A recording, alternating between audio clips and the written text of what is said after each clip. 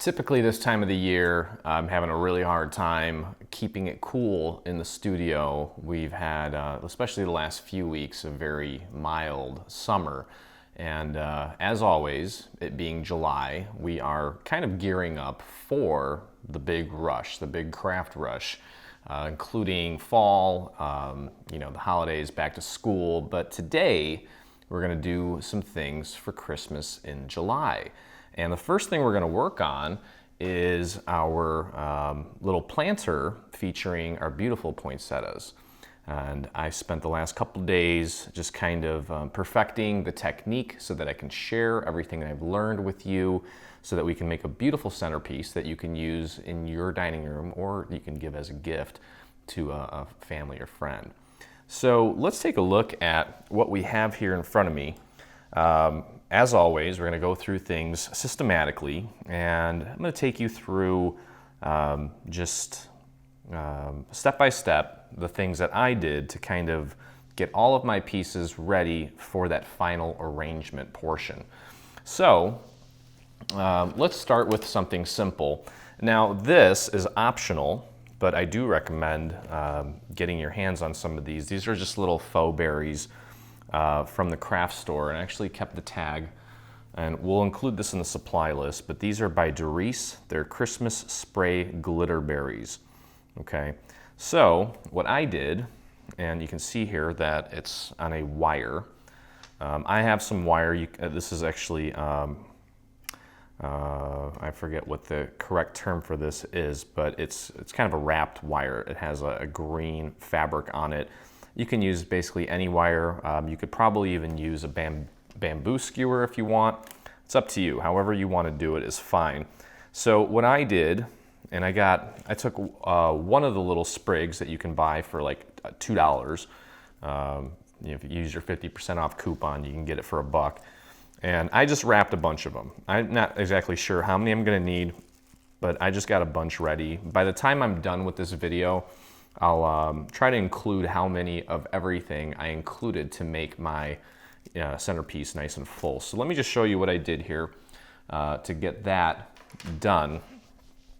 So we have our little wire here. I actually have one cut, and this is about, let's see, it's about 10 inches. Some of them are going to be longer, some of them are going to be shorter, so make sure that you leave yourself a little bit of slack so that you don't cut it too short. Now, if yours is not covered like mine is, what you want to do is begin by wrapping. Let's pretend that you're going to be using a skewer, and you can get like 100 skewers at the grocery store for a couple bucks. You just want to take your floral tape and just wrap around the skewer, okay, until you've got it all the way down. And it does help with this, if you've never used this, to stretch it out to kind of reveal some of that sticky material in the actual floral tape. Okay, so just coat your stick if you're using that. If you're not, and you have something like that, or if you just have a wire, coat your wire. But all I'm doing, and actually I pulled, there was a giant sprig, it was a real big one, and I just pulled each of these individual ones off of it. If you want to use some different colors, if you want to use some different colored berries or different shapes or whatever, just to kind of fill in the arrangement, that's fine. But all I did was just kind of line them up together like this and just wrap them with some floral tape just to make it all one piece. And it holds very well. I didn't have any problems with it falling apart. Just kind of wrap it around a few times where the two sticks kind of join, and then I would probably go back up one more time just to kind of make it nice and solid so it doesn't go anywhere. Okay, and I was debating on whether to use white floral tape, but I want the actual stem portion to hide and just the white to show up. So again, make as many as you want, and if you feel that you need to make more later, you can always do that.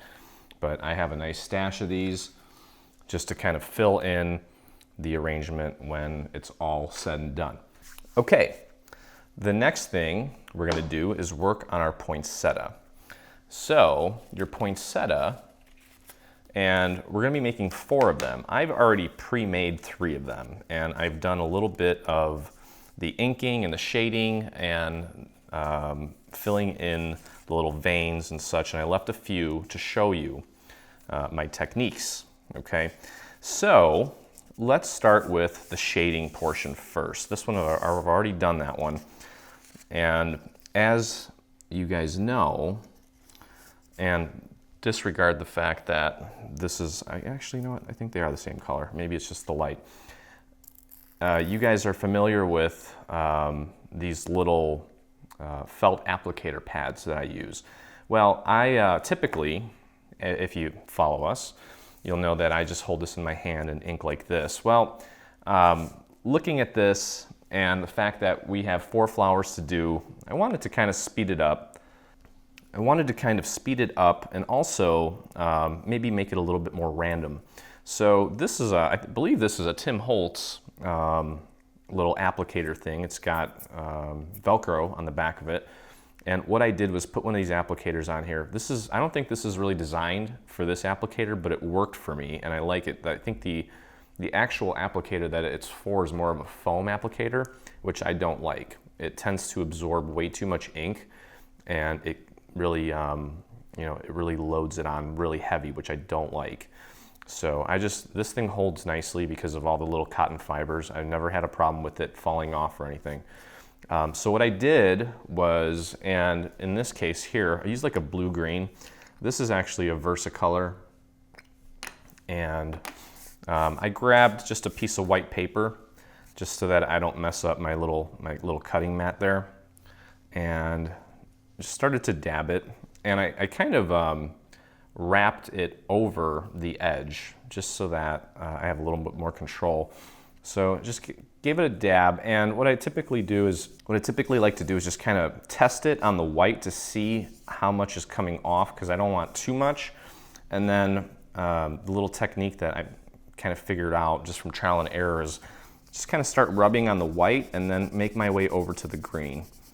Okay, and what I ended up doing was kind of doing this shape, and I'm pushing harder on the outside, and as I get towards the inside, I lighten up the pressure a little bit, so there's a nice even gradient that happens there. You can see, hopefully you can see how it goes from darker to lighter as you come in. And I did have to reapply this pretty often because it does put down a lot of ink. So again, I'm starting on the outside. I just grabbed some fresh ink, so it is going to be heavier, and then as I work my way in, I'm lightening up the pressure a little bit to give me that gradient so that there's not that, you know, fine defined line there. Okay, so that's pretty much it. What I would probably do is practice a little bit, maybe. You know what, honestly, I didn't even really have to practice this. It just kind of looks nice because it's random. It's not my usual technique, but I really liked the result when I was done. Okay, so I was just really getting into it and breezing through this actually quite quickly with this technique here, instead of trying to do every little inch by hand. Okay, so let's take a look and see what that looks like. I think that looks great, and you can see how it's almost like there's a virtual vein already there. Okay, so let's do that one more time. I'm gonna go ahead and reapply. Just kind of start and then bring it in onto the actual paper, and then create kind of a half oval sort of shape so that there's a little bit of a curve in there. And then you can work your way back out to the edge to kind of make that a little bit darker, and then lighten up your pressure as you work the inside.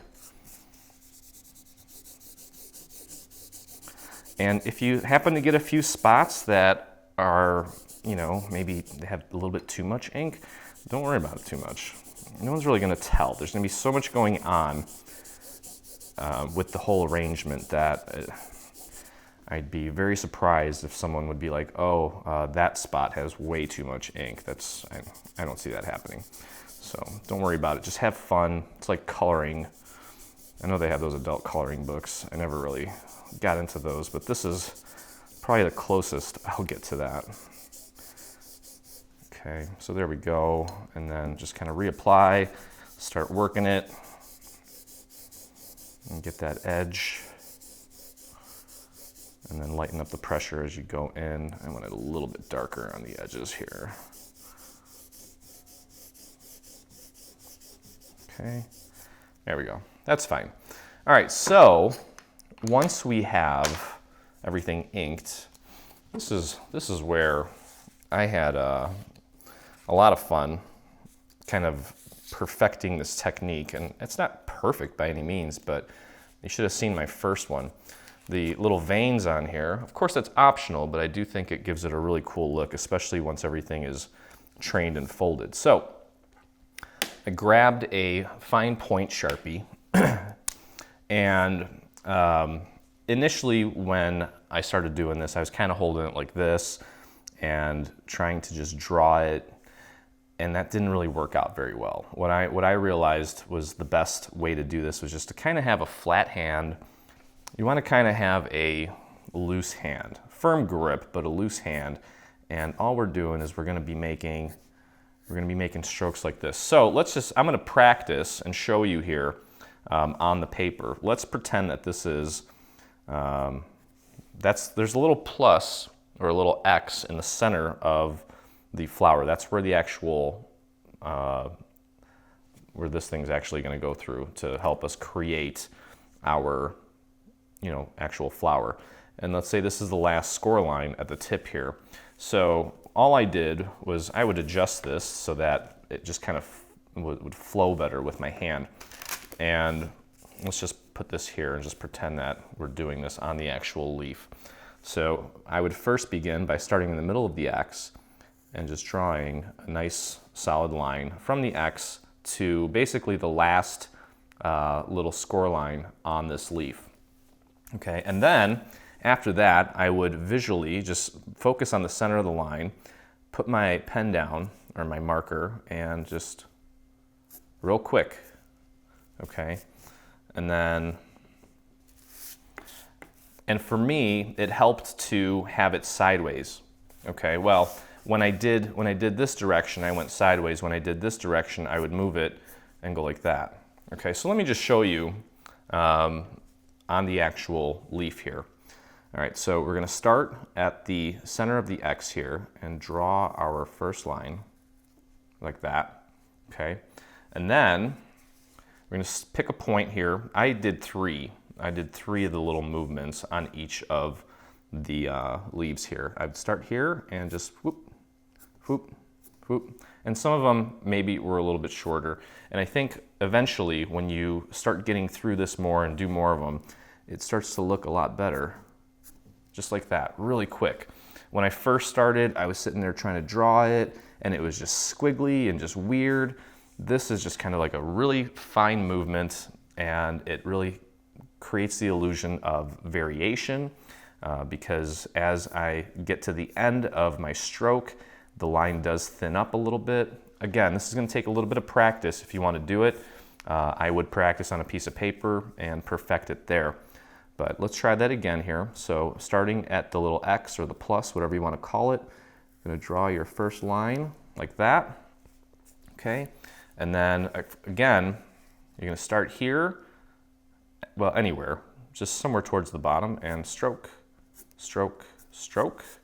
And then I just changed or rotated it a little bit, and then stroke, stroke, stroke, bam, done. Okay, you can go further out if you want. Do what feels right, okay? But I think that looks great, adds a little bit more interest to the piece, makes it look more lifelike, and that's kind of what we're aiming for here. So let's try this one more time. I'm gonna go ahead and draw my line, and this is what I did. I drew the lines first, like that, and then starting from right about here, stroke, stroke, stroke, and stroke, stroke, stroke. And then again, kind of giving it a little bit of a curve. It's not totally straight, it's kind of arched. Okay, so work on your arches a little bit. But there you go. Okay, so it took me a little bit to perfect and figure out the best method of doing that. So hopefully that's helpful to you. But that is what the leaves are going to look like for each of your 4 poinsettias. Now you'll also notice that your machine cut little Roman numerals into these. You should have a 1, 2, and a 3, and you'll need 1 of each for each flower. Okay, so we're going to put together 1 flower. I've done 3 already, which I'll show you here shortly. So we've got a 1, 2, and a 3. These are ready to go. Okay, let's take a look at the actual flower. And as you can see, the vining on this is the exact same, and the technique for inking, in my case, is the exact same.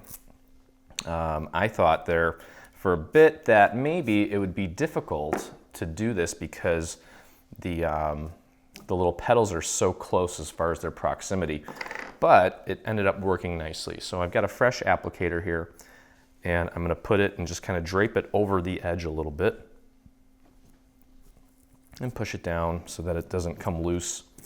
And for this one here, I wanted a nice dark red. I have these Memento inks. This is a rhubarb stalk. It's a nice red color. And we get that, I'm gonna dab that nicely. And you can see what kind of color that kind of brings up. So what I did with this, I didn't really use this part too much. I just kind of used the edge, and I just went it like this and just worked it along the edges. And always tried to focus a little bit more on the tip, because I feel like in nature that tip tends to kind of degrade and age and, you know, kind of wilt sooner than the rest of the flower. Maybe because it's kind of like a water neuropathy. I don't know, just making stuff up, but just going very randomly, just working those edges, just like that.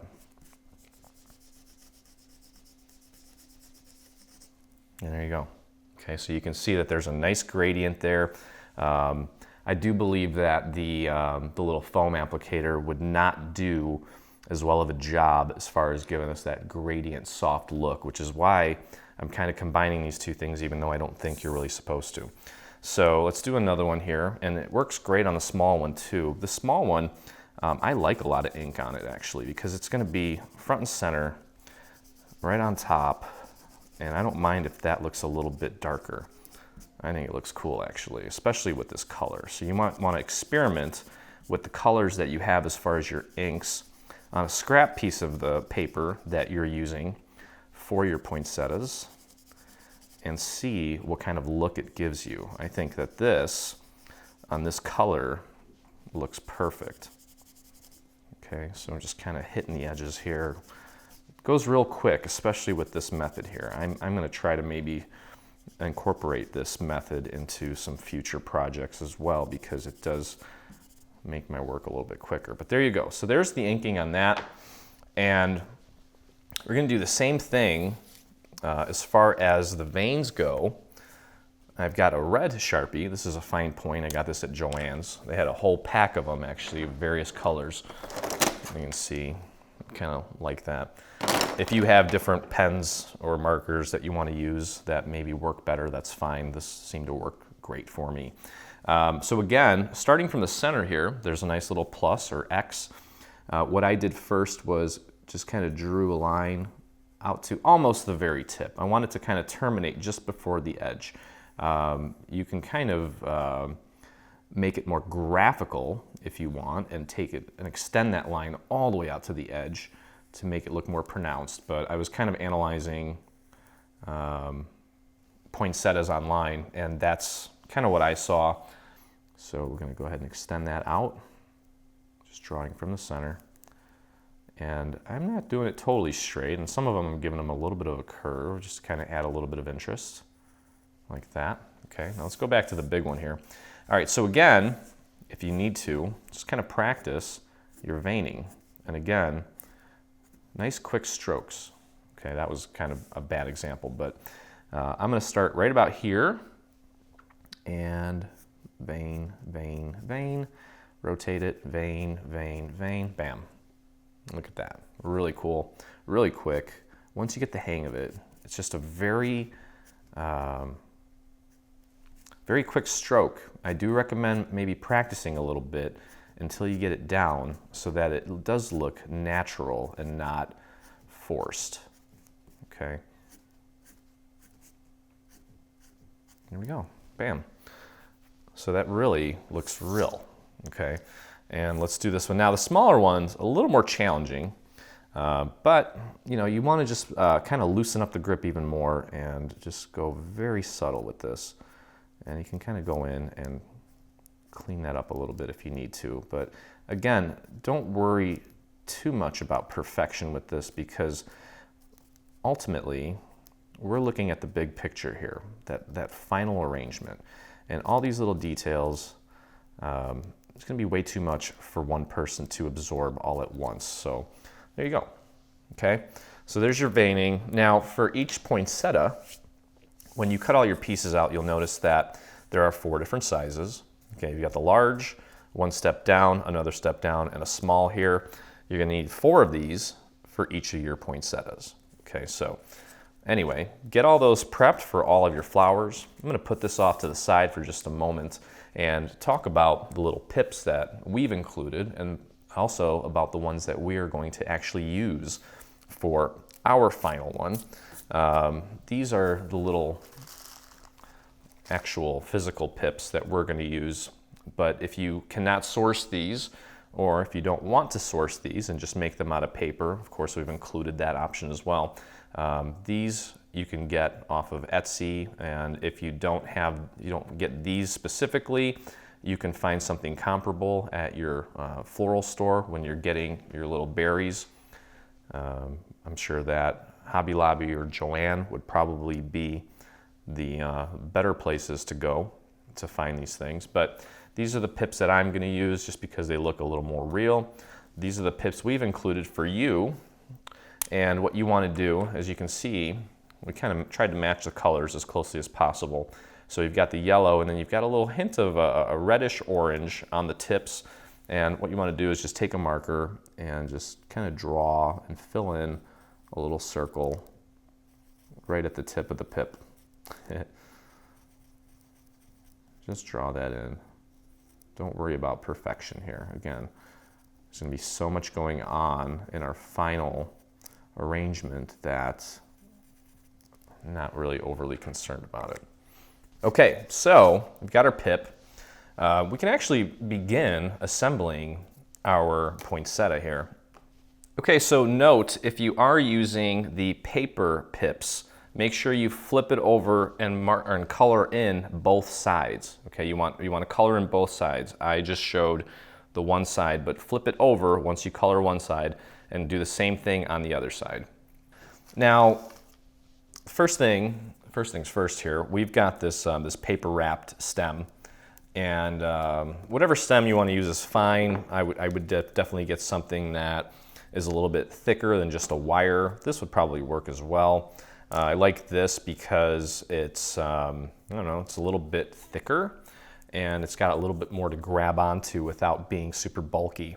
And it's also malleable, so you can bend it and adjust it so that when you actually are putting together your final arrangement, you can really finesse things and make them look how you want. So what I'm going to do, I'm going to start off by wrapping this entire thing in green, and that's going to help, well, for one, keep the colors consistent, but also when it comes time to apply and actually insert our leaves and our petals, or our flower portion I should say, it's going to grip a little bit better because it's a little sticky. As far as assembling the flower itself, hot glue is probably recommended. I did mine without hot glue, but I wasn't in a rush, so that's up to you on how you want to do it. Okay, but what I'm going to do here is I'm going to show you how to get the pips on there first off, and then after we do the pip, I'm going to switch over to this, and show you how to do it with that. Okay, so all we're really doing, first thing you want to do here obviously is kind of train this a little bit so that it wraps around your little floral stem a lot easier. I'm going to apply some glue onto maybe just the first 3 little pips. You want to start where the pips are closer together. Okay, they do kind of spread out as you go. And all we're doing is just putting the stem right on the edge of that, and you're just going to wrap it around. Wrap it around the stem.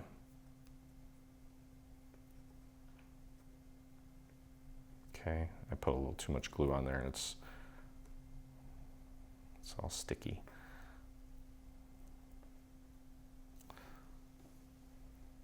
There you go. And then we can finish that off by putting glue on the rest of this and just continue wrapping this around. If you want to use a little piece of tape at the beginning to hold it down for you so that it stays a little bit better, you're welcome to do that. But I'm just going to wrap that around all the way. Just like that. Okay, and then once that's wrapped around, you can kind of adjust it a little bit and just make sure that's partially set. Grab my floral tape, and I'm going to take that floral tape right up to the edge where that little strip is that holds everything together, and just start wrapping right in that area, and then work my way down so that we can join that to the actual stem itself. Okay, there we go.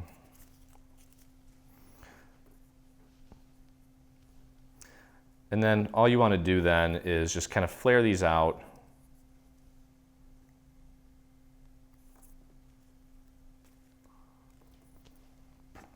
And I would take a little dowel, and actually what I should have done, and I apologize for this, is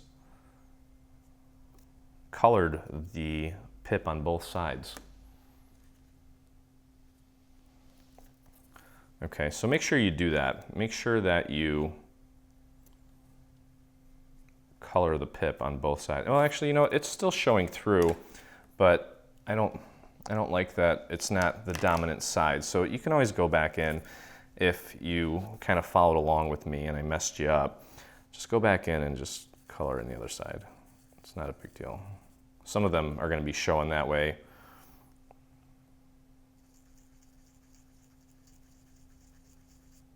There we go. So you get the idea there, okay? And then you just kind of spray them out and try to kind of be random with it, okay?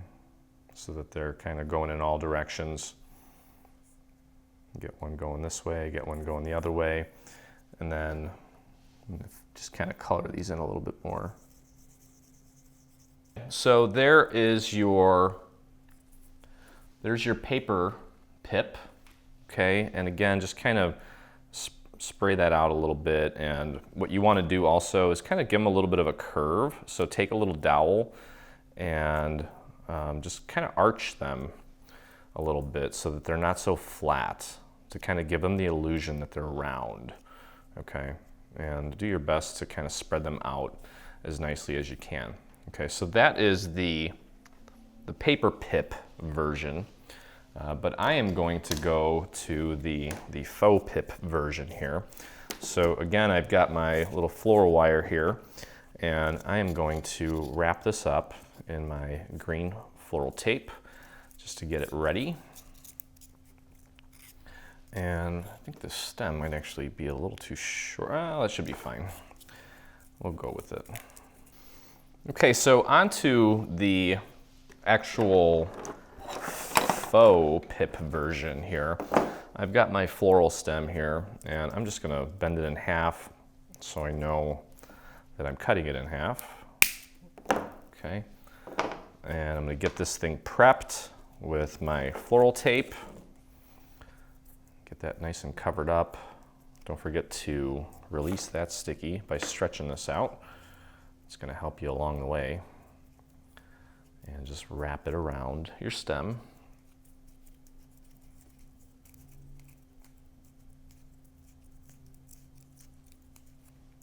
Okay. And we'll put the pips on, and the rest of the process goes together quite smoothly once you get everything prepped. So really like to kind of create an assembly line. You got your pieces cut out, get them all inked. Once they're inked, then do the veining portion, because I feel like if you practice a little bit and then you continually doing the veining, you're going to get really good at it by the time you get to that last flower. So definitely practice a little bit. And I'm going back to this again because I can't emphasize it enough. Draw some lines, pretend that, you know, find your comfortable arc, whatever position that is. For me, this is kind of natural because the hand curves this way. So I would adjust things, you know, I would adjust the actual flowers and the leaves accordingly to make sure that I'm getting good results. Okay, so again, practice, just practice that until it looks good enough for you, and then do the veining. But anyway, back to the pips here. So these, they come in bunches like this, and what I did was kind of just group them all together, and I have 3 of them. Each one has 2. They're kind of connected like that. I have 3 of them. What I'm going to do is, and we can always rearrange these later, but I may as well kind of form them how I want to see them. I've got 1 in the middle and 5 of them surrounding the one in the middle, and I kind of just twist it a little bit to keep it all in place. And again, you can always go in and readjust this later on, but I do want to kind of make sure that they're somewhat where they need to be.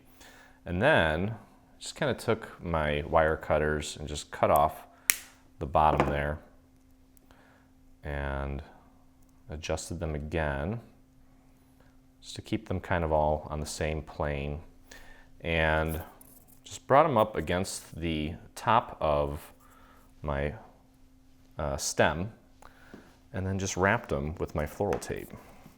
Okay, so I'm going to stretch this out, make sure I got my sticky going on here, and just very carefully just kind of try to hold it while you're wrapping it. It's a little challenging, but it's not horrible. Once you get one layer on there, the rest of it kind of just falls into place. And then you can, before you totally wrap it, you might want to just nudge some of them in a little bit and begin sort of shaping and arranging the pips there, and then just wrap them there. And I'm going to cut that and go back up to the top here and just do one more layer on my way down. There we go. Okay, so there are my pips, and they're already pretty much in the shape that I want them. Okay, just like that. And we're basically ready to start assembling the flowers here. Let me pull one out so you can see what it looks like.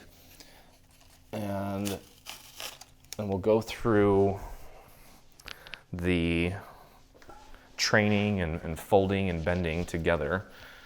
Okay, here's the big reveal. Some of you may have already seen this on Instagram.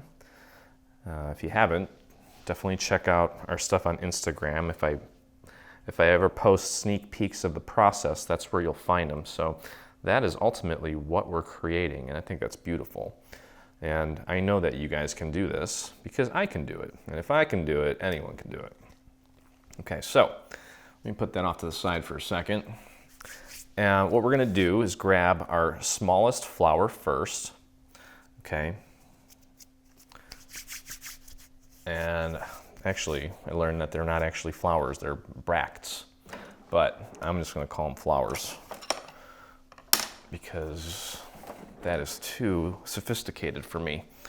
All right, so I'm gonna flip this over and I'm gonna curl the petals down. Okay, just curling them down so slightly, just to kind of bring them to life a little bit. And then I'm gonna kind of pull them up so that they are curled down, but they're kind of erect, I guess, for lack of a better word. Okay, so I'm just kind of pushing the dowel right into that little area where the petal meets the center part. Okay, so it's bent, it's curved, arced, or whatever you want to call it, but it's also erect. I think that's the best way to describe it. just like that. And you can, if you want to create a little more arc, you can actually take it and just roll it onto your dowel like so. Okay. All right, so that's kind of what we're looking for. And at this point, we're ready to just feed our stem through that little plus or X or whatever you want to call it, and bring it right up to the pips there, just like that. Okay, I would throw a little bit of hot melt glue right below the little pips here. Okay, I'm just going to throw on some regular glue here, and we haven't even had to use glue yet. Isn't that cool? But again, I think, of course, this is going to end up on my dining room table for sure. But it would also make a really great gift. So I'm just going to go very easy on the glue here because I don't want it being too crazy. And I'm going to use an old ink pad to kind of dab that a little bit. I just want it to stick. I don't want it to smear and look bad. So I'm going to pop that right up like that. Okay, and make sure it's nice and level. If it's not the end of the world. Okay, so that's our first layer. Okay, so you want to grab the second layer, which is the second smallest or third largest, and you want to go ahead and just train it like this so that it kind of curves like this. Okay. And then if you want to, well, and I recommend this because it adds a lot of interest, I'd take a smaller dowel and just take the edges and curl them down so they're kind of drooping a little bit. Okay. And I'm using my pointer finger here and then my thumb here so I don't have to shuffle things around too much. And that just really makes it look a little more interesting. Okay, so this second layer here, that's going to go flush up against the first layer. I've already started to put some glue on here. So just throw a little bit of glue on the underside of your first layer and slide this through. And when you're placing it, just make sure that you offset it so they're not sitting right on top of each other as far as the petals. So kind of angle it this way so that it's not like that. You want it to kind of, you know, fill in or fill out the space as much as possible. And just pop that right up against that first layer there. Okay, and give that a bit to set. And we can move on to our next layer here. I'll put that down for a second. All right, so grab the second largest piece. And now with these, we have some score marks here. And what we want to do with these score marks is we want to fold and pinch the tip here. And just kind of fold it like that. Okay, so I'm folding and I'm pinching right at the tip. Do your best to fold that as precisely as you can right at the tip. If it's a little bit off, it's not a big deal, but you should be able to get it. Okay, so just give that a pinch. I'd say about halfway up, because eventually it is going to kind of release itself and come back down. Okay, just like that. And then again, I'm using the 1/4-inch dowel here, and what I'm going to do is I'm going to just take and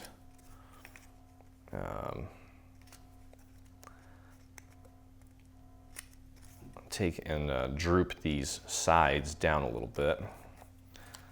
Okay.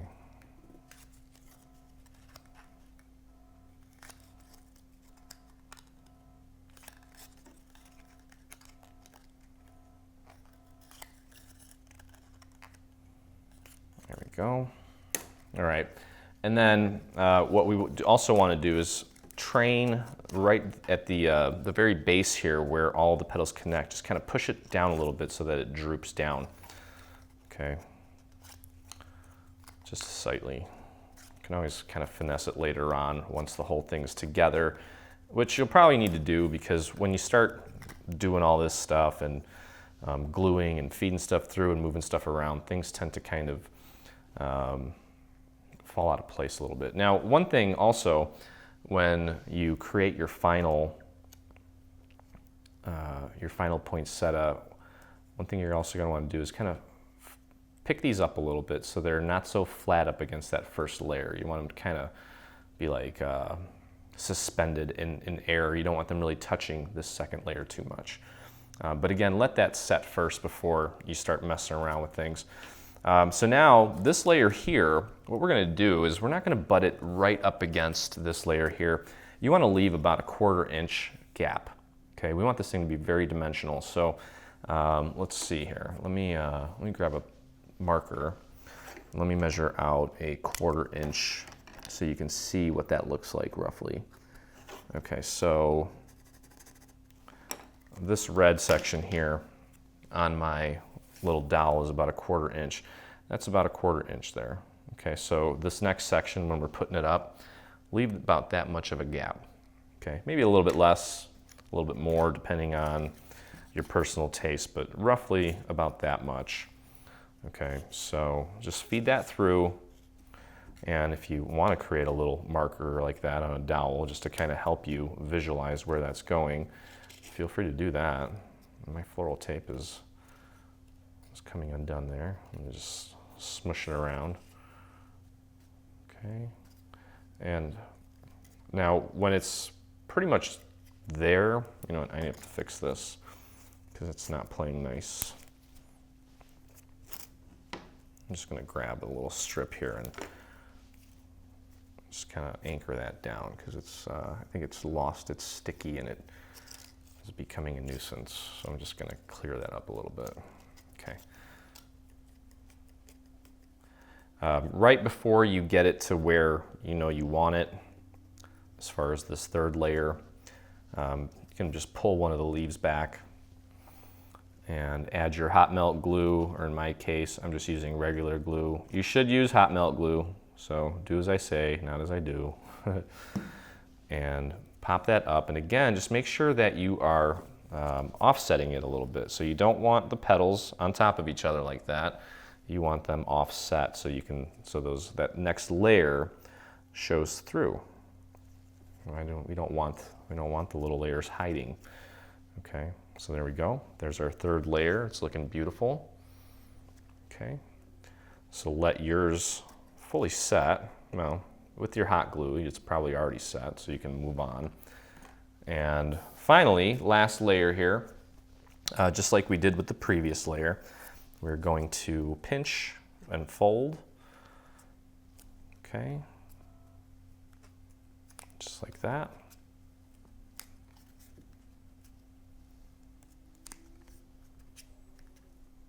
Here we go. Okay, and like we did before, I'm going to grab my 1/4 inch and I'm going to kind of fold the sides over a little bit.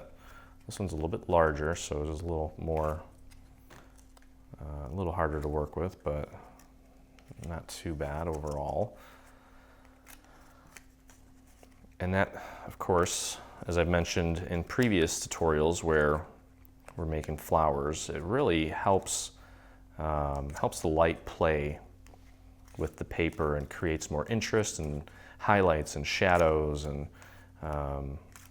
the randomness also helps, you know, make it feel more real. Okay, so I'm just going to go ahead and just kind of train just the very base of it so it droops down ever so slightly.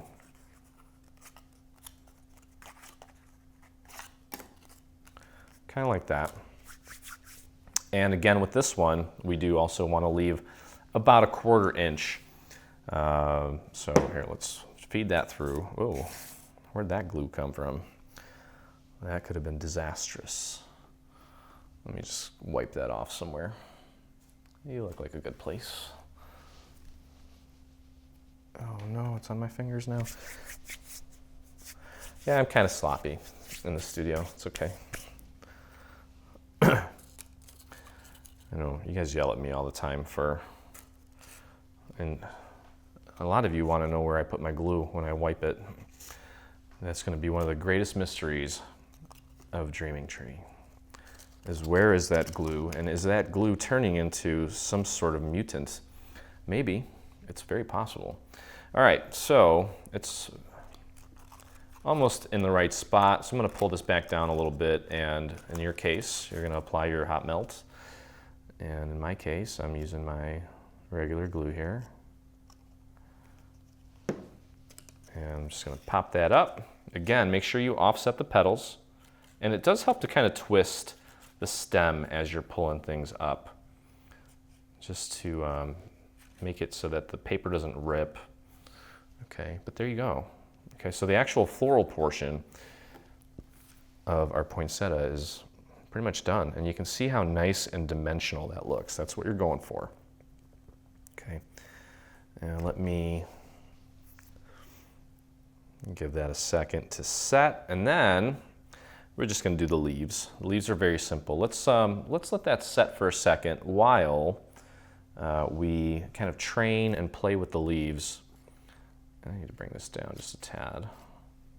There we go. Okay.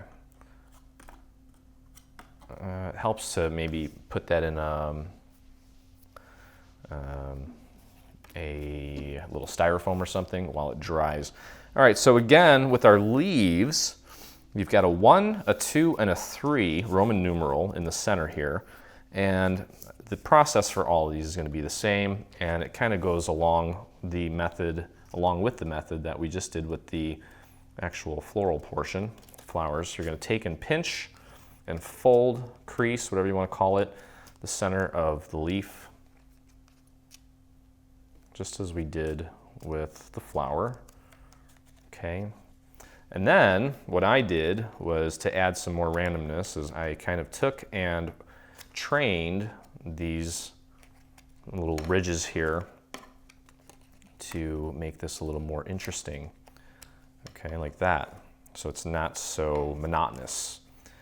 And be careful that you don't rip some of these areas by overtraining it in a delicate little area there. Okay, so you can see what that's going to look like.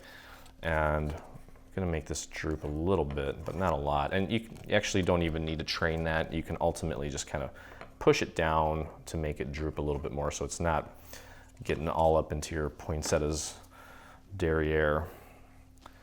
Okay. All right, so we'll go to the number 2. Same process, just a fold and a pinch right in the center. Other side. Like so. There we go. And the finessing, optional but recommended, because it does kind of elevate the project as far as interest.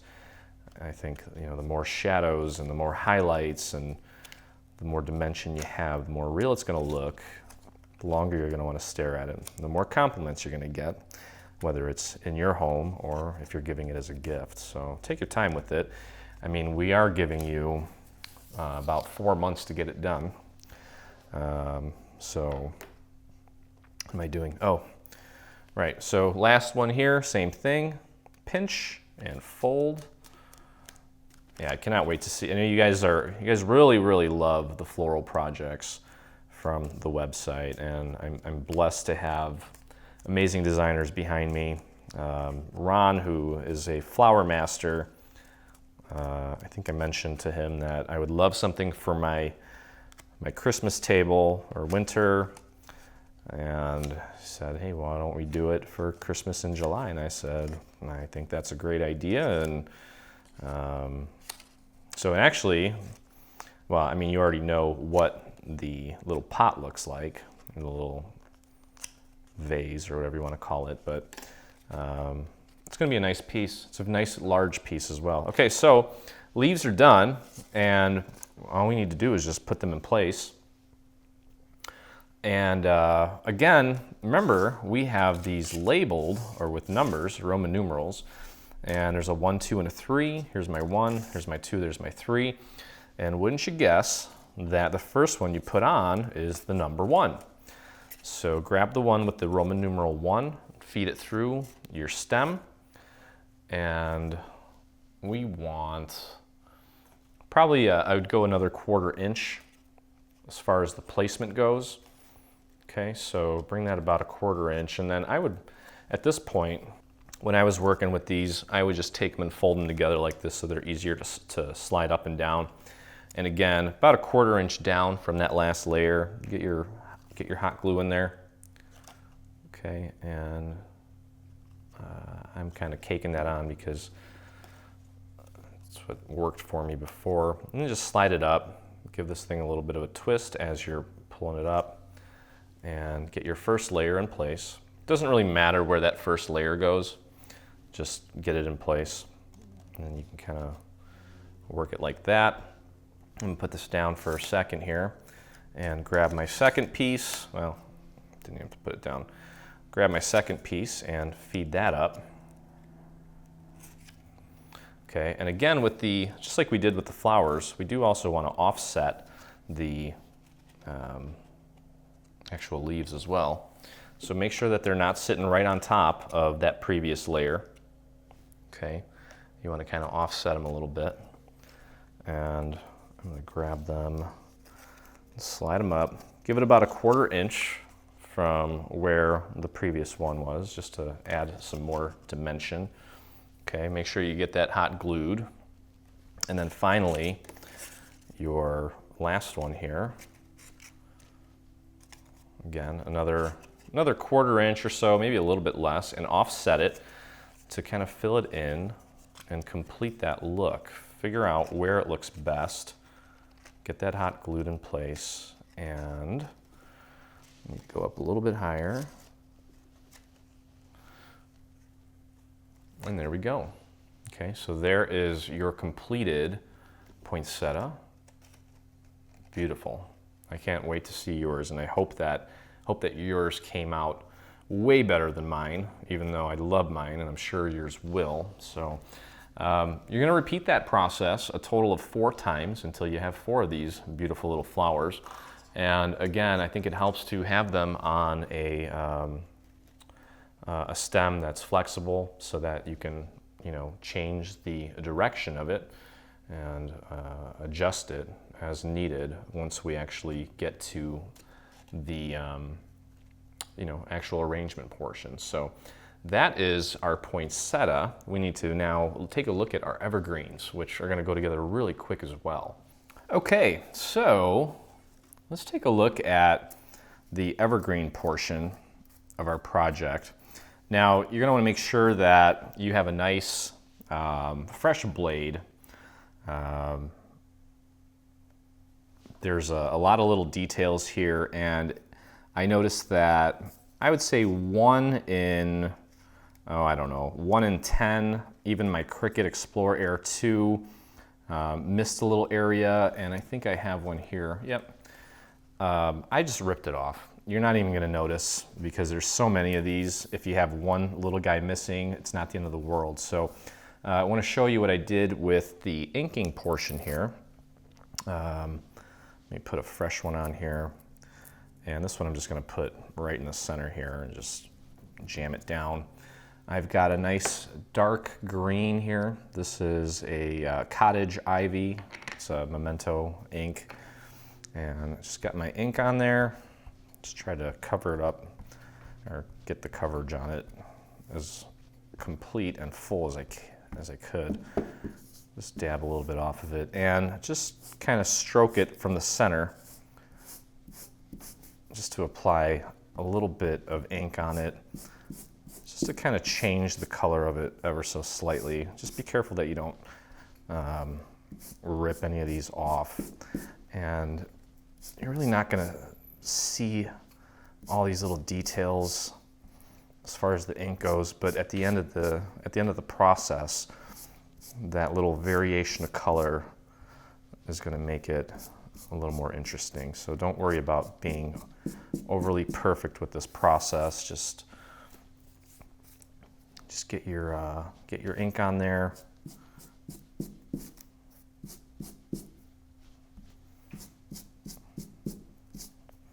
And then I had a little fun with this at the end using some, I don't know if you guys have that little bottle of snow that you can use to kind of dress up your windows to make them look like you've been snowed in. That one I already did. So that's basically what I did for that. Okay, and I'll show you what my final ones look like. This is what they look like, really cool. And this one here on the left, I actually, once everything was done, I just stabbed them into a little foam brick, took them outside with my snowblower, and from a distance, I didn't want to get too close to it because it is kind of wet, just ever so slightly, just kind of grazed it with a little bit of this snow blowing stuff to kind of give it that effect. And I'm probably going to hit this again on the tips to make them a little more pronounced as far as the white goes. So let me show you how I did this. Now with this we used hibachi sticks, and I think I may have used my last one. Oh no, here's one. We're going to use that. We'll do this twice just so you guys get some experience here with me. The first thing I did was I covered and coated my hibachi stick with my floral tape, and that's going to help kind of hold things in place for us and just make the process a little bit easier. I did this a few times and then figured out the best method. This stuff, for some reason, as I'm working my way in, is getting less and less sticky. There we go. All right, maybe we just had a little dry area there. So you want to coat your stick, okay, with some floral tape just to help this thing stay in place better. That's fine. Okay, and what we're going to do is we're going to flip this over, and we're going to start on the shorter side. Okay, and what I did was I just took a little bit of glue, and you can use hot melt if you want. Mine seemed to work fine with just regular glue. Hot melt is definitely going to make this a little bit easier, I think, but it worked fine with this. So if this is all you have, then that's fine.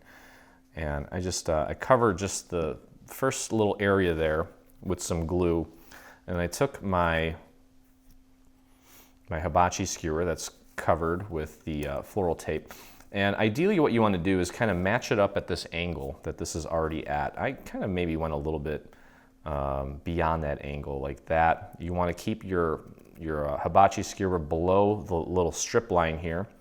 Okay, even if it goes above, you can always nudge it and push it down.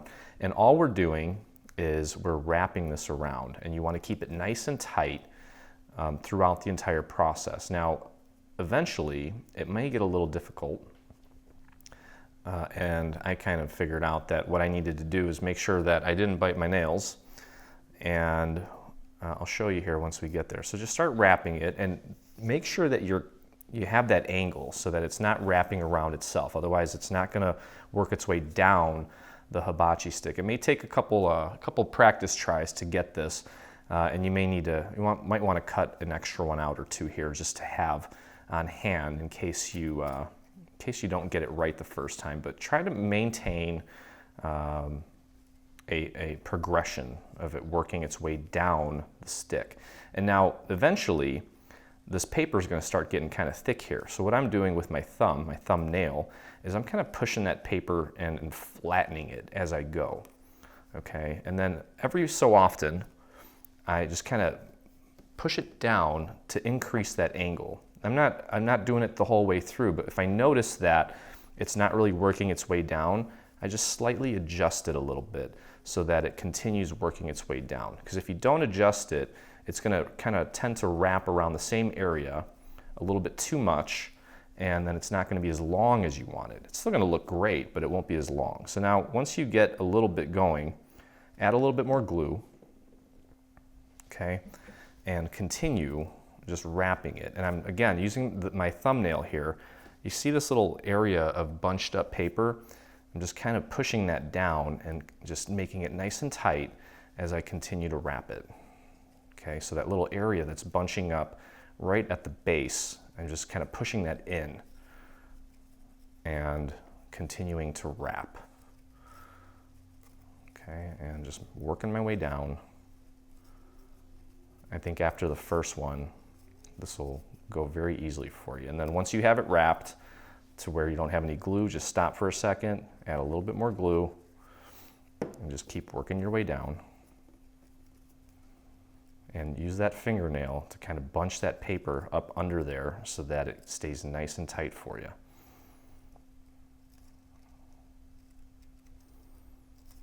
I'm kind of pushing real hard, almost to where I might get a cramp. So that's the kind of force that I'm using. Obviously you don't want to rip it, so be careful. But there you go. Okay, almost there. I'm working that glue. And just working my way down. And it's definitely progressing down the stem. I haven't had to really adjust the angle too much. I think that first part at the top is where you really may need to kind of adjust the angle a little bit. But this is coming together nicely for me. Okay, and this is 80-pound cardstock. And look at how cool that looks. It's looking really cool. So let's just put the glue on the rest of this here. And you know, if you have to rewind and watch this a couple times, feel free to do so. Again, every time I twirl it, I'm kind of pushing that little area there where the paper's getting kind of bunched up. I'm pushing it in and kind of flattening it out so it doesn't get overly bulky. Okay, and now here I'm also kind of adjusting the angle ever so slightly, and then bam, just like that, and hold that at the bottom to let that set.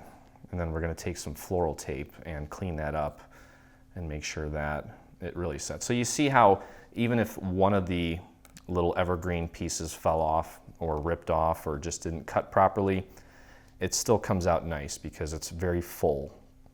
There's a ton of them. Okay, so we'll grab our floral tape and right at the base here, just wrap it, and that's going to make sure that it doesn't come undone, and it's going to make it a very nice solid piece of evergreen. There we go. So again, once you get all these done, if you have some of that snow blowing stuff, you can hit that and give it a nice snowy look. But you can see here how nice that is. Okay. Also, as an alternative, if you want, you can grab a, I don't know, some whiteout or even some acrylic paints and just paint the tips of these to make them look like, hey, you know, some snow has hit this. But that looks, to me, looks like a nice little pine branch or a sprig. There you go. Okay, so if you want, I can show you that again. So again, this is the side that I inked. I'm flipping this over because I'm working on this side here, the side that was not inked. And let me just do this one more time so you get some experience here. And again, I'm just going to put a little bit of glue right at the edge here, right at the tip of this, just so that we can kind of anchor this in place and get it going. Oh, you know, one thing I forgot to mention was that it does kind of help to train this a little bit, just a tiny bit. Actually, I don't even think I trained that last one and it worked fine, so you can or don't have to. Again, line it up with this angle here. I went just slightly off that angle, just ever so slightly. Keep that, the tip of that skewer just below this little strip line before, you know, just under where the cuts begin, and just begin wrapping it nice and tight. Okay, and as you go, take your thumbnail and crush that paper that's under there that's kind of maybe getting bulky or bunching up. Okay, so that's the first little section there. Work on this next little section here and just continue wrapping it. Again, nice and tight. Make sure you keep it nice and tight, and occasionally, if you notice that it's not really progressing as much as you'd like it to, change that angle ever so slightly and just pull it down a little bit. Don't rip it, just pull it down just ever so slightly. Okay, now I got it bunching up more than I did last time, so I got to go back a little bit and scrunch that paper together a bit. There we go. And let's get some more glue on here. Just scrunching that paper in with my thumbnail.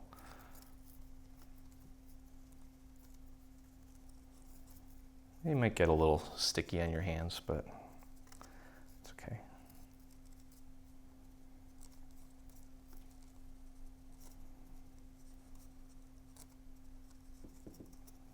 There we go. And work our way down here. I'm going to increase the angle a little bit because I don't think it's progressing as much as I want it to. There we go. Scrunch that paper. That does kind of hurt a little bit. So I'm really applying a lot of force with my thumb, which I don't normally do in any aspect of my life. Oh yeah. There we go. Okay, it's progressing nicely. This one might be a little bit shorter because of the angle, but that's okay. There's going to be a little bit of variation in everything we do with paper, so don't worry about it. And I'm going to increase the angle a little bit more here. Just kind of, and when I say increase the angle, I'm just kind of pulling it down as I'm wrapping it, just to kind of keep the progress, keep it progressing. You have to kind of be firm with it, but obviously you don't want to be crazy with it because it will rip. Okay, so keep that nice and tight, and bam, we got another one.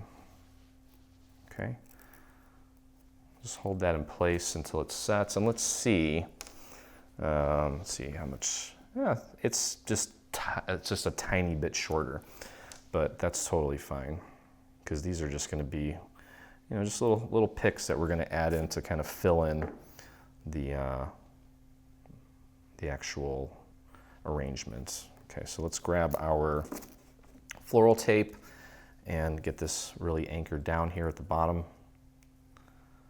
Just make sure that this thing doesn't come undone. Got enough glue on there where it shouldn't, but better safe than sorry. And there we go. Okay, so I think you get that. So you want to repeat this process with the rest of these little pieces here until you have them all complete. And then, now we can move on to actually putting together the little pot that all this beautiful stuff is going to go into. All right, so we're going to put together the actual planter portion of this. And as always, I like to put the panels on before I actually do the construction. It just kind of keeps things a little more rigid and easier to work with when it comes to constructing these things. So with that said, let me just make sure my glue bottle is ready for action here. You'll notice on these panels, and I actually embossed these with a embossing folder by Tailored Expressions. It's just a very classic little swirly design that it kind of feels like Christmas. So decided on using that, and you'll notice that on the actual structure, you have a series of score marks here. And then also on this thing here, there are also some score marks. So initially what we want to do is align this with the score marks on the structure. So I'm going to get my glue on my first panel here and do my best to get those aligned. And they're a little tough to see at this point because of the embossing, but as long as you get it close, it's going to be okay. And we'll just push that down. And I went a little heavy on the glue there. We'll just have to tuck this one in the back so no one sees my mess. Okay. All right, next one. So we're just going to repeat this process until we get all of our panels down on this piece, and then there are also some panels that are going to go on the top section as well. It's a two-part design here that gives us a nice pretty little lip. Okay. I did better with the glue that time. Okay, and there's going to be, it's only 5 of these because on one side we have a little bit of a different piece, and one thing I failed to mention is go ahead and fold everything at the score marks here so that when we do it later we don't accidentally cause any issues with these panels kind of coming off. Okay, so it doesn't really matter where you put the panels. What I would do is leave the center panel on this side or on this side empty and just put the other ones here. This is going to be the front of our planter where we're going to add the little belt buckle and the rest of the little Santa elements. And this paper, believe it or not, is actually by Martha Stewart. Just wanted something that was kind of festive but muted as well. Didn't want it to be overpowering so that the focus could be on the actual arrangements. Okay, I did add a little embossing just so that there's a little more interest. Okay, so there's 3 of the 5 panels for that. And again, I mean, if you put your panels here, that's fine. The reason that I'm putting them here is because this is already nicely folded. There's not going to be any areas where if we do connect these 2 pieces and kind of mess up, you're not going to see that front and center. It'll be off to the side. So maybe leave that center one blank. We'll use that for the Santa's outfit. Okay, so let's get our glue on the next panel here. This is like the first time we're actually using, well, this is probably the first time you're going to actually be using glue in this project. I used glue throughout the whole thing, but you were probably using hot glue, or maybe you were using glue, and that's fine too. But this is the first time we're actually building a structure instead of a flower. So we're already pretty deep into this project, and I can feel that we're kind of going into that final stretch here. And again, I forgot to fold this stuff, so let me just do that real quick. Okay, and again, I'm going to leave that middle one alone. That's where the other stuff's going to go. I'll show you that here in a little bit. Just get your glue on the panels here. And let's get that in place.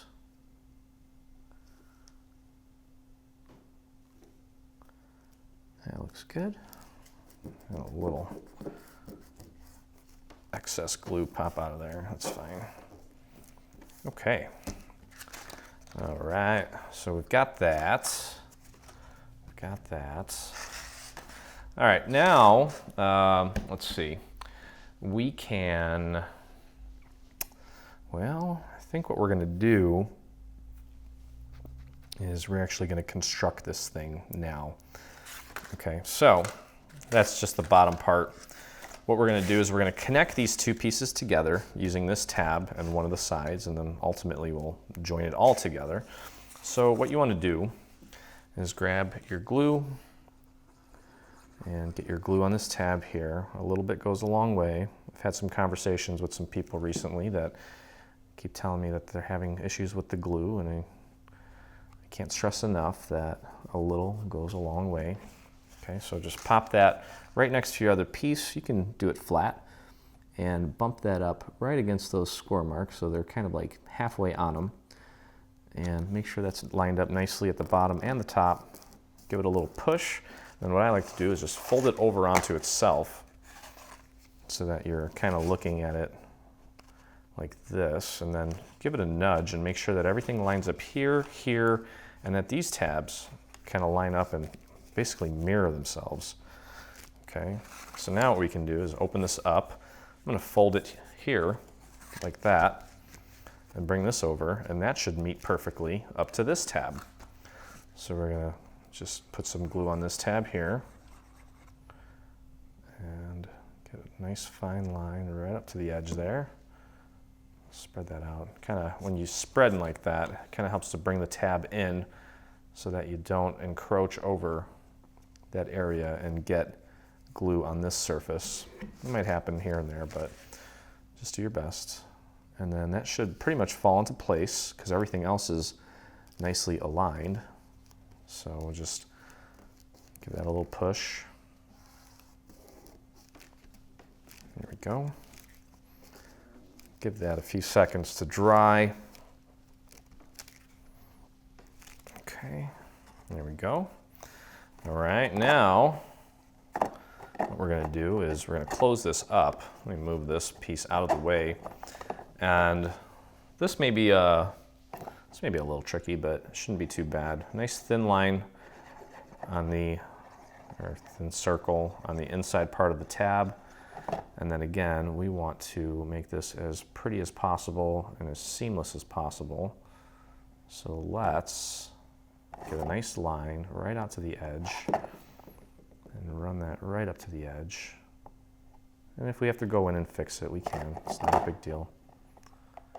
Get it right out to the edge. And with a shape like this, it's not square. It's not like a square shape. When we put this down, we may have to kind of finagle things a little bit, but pop these tabs up a little bit, and then as you're pushing down, it'll grab more of that surface. Try to line it up nicely if you can. Focus on maybe this side here at first to make sure that's nice and even. And once that is, then check your other sides here, and they typically will fall into place. You may have to kind of give things a nudge here and there just to make sure that everything is aligned nicely, and that worked out really well. That actually went really, really well. Okay, and I'm just kind of running my finger along the edge here, pushing down, making sure that this little bottom is getting a good contact with the rest of the tabs here. And then we can flip this up, and with a pen or with your fingers, just kind of push down on the tabs where we put that little bit of glue on the inside. Okay, now we have this piece here. That is going to be a liner piece, and it should have a little L on it. Maybe not. Anyway, just pop a little bit of glue inside here. I'll just do a little ring like that, like a peppermint, and just pop that in there. That's going to help polish that up, make it look nice and clean, and also make this a little more stable as well. Okay, halfway there with this thing, and it's looking pretty nice.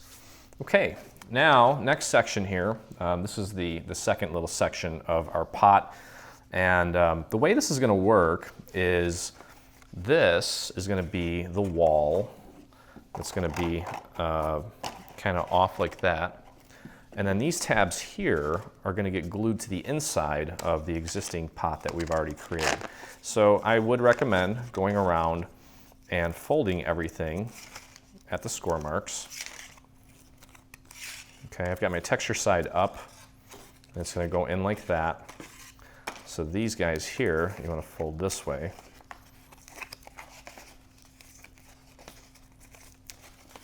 Okay, then what we're going to do, there's little triangular tabs here as well. Let me move that out of the way. Little triangular tabs here that we need to fold in. These are going to help us connect all the walls together. And then we have a little lip on top. We want to fold that down. We're going to put this piece on top at the end once we have the rest of this constructed to kind of finish it off and make it look nice. Okay, so again, you can kind of fold these back so that you're not really thinking about them too much, and that'll kind of get them ready. It doesn't really matter how you do this right now. The main thing I'm concerned about at this moment is just connecting these walls together. Okay, so let's start with that. What you want to do is just get your glue on these little triangular tabs, and then also just a nice fine line right up to the edge.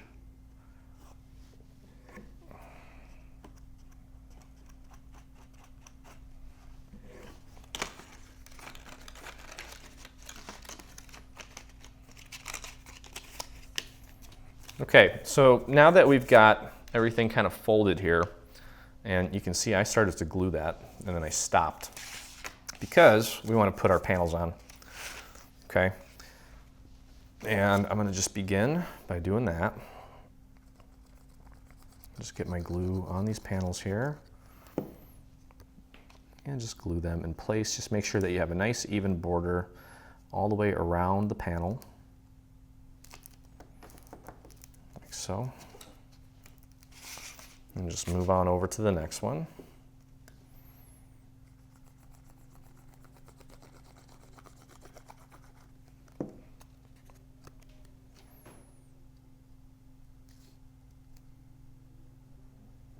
And just kind of nudge it until you've got that nice even border. Give it a good push, make sure that it sticks nicely. And continue on down. I don't know if you guys can hear that noise. It's kind of windy out there, and I think that's the studio garage door that's making a weird noise over there. Hopefully it's not too loud in your ear. Okay, so you'll see here that there's only 5 of these, and that's, again, by design because one side is going to be a little bit different than the other side. So with this one, because it was all one piece to begin with, we don't really need to worry about what goes where. But when we attach this to the other piece, that we are going to want to be careful and make sure that we get that all aligned properly, so that you don't have one panel out of place, because that would not be good. Okay, there's my last panel going on. Very nice. And I got a little distracted there. Okay, so my panels are on. I'm going to flip it over this way, and I'm going to go back to, we're going to connect these pieces together to form kind of a wall, I guess. So get your glue on the triangular tab, one little line right out to the edge, and bam. And then go ahead and connect it to that side there, to the neighboring side. Line it up. Should be nice and straight. And then just give it a push or a pinch, a squeeze, whatever you want to call it. Let's get those 2 sides connected. And just be patient while that sets. And then you can move on to the next piece. Now this one already had some glue on it, so it may take a little bit longer to set because I made a boo-boo and I jumped ahead without putting the panels on. Okay, so again, just get that lined up and push down, make sure that it's on there nicely. Give it a squeeze. Help that glue penetrate into the fibers of the paper. There we go. And moving on. So if you're doing this and it's taking you longer for each little piece to dry, that just means that you're using too much glue. So use a little less. Okay, just nudge that up, get it aligned as best as you can, and then give it a squeeze. There we go. Now, of course, if you want, and I've seen this before, our dreamers have done this before, they've found little planters that are made out of other materials, like, I don't know, metal or glass or whatever. You can use that if you want, but we are a paper company, and we like to see things made out of paper as much as possible. So, but that's up to you. All right, so I'm going to spread that thin. I got a little too much on there. I'm going to spread that out even more. And I got a feeling that's going to come shooting out. I don't want that. Okay, just line that up with its neighbor and give it a squeeze. There we go. I'm just squeezing it between my thumbs here. And we got 2 more, and this part will be done. Got a couple more things to glue here, and then we are literally ready to start the arrangement. And I think that's going to be the fun part. Okay, so get that lined up with its neighbor. .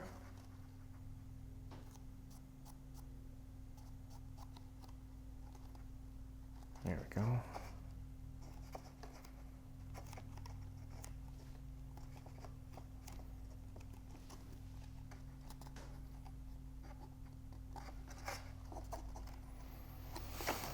All right, last piece here.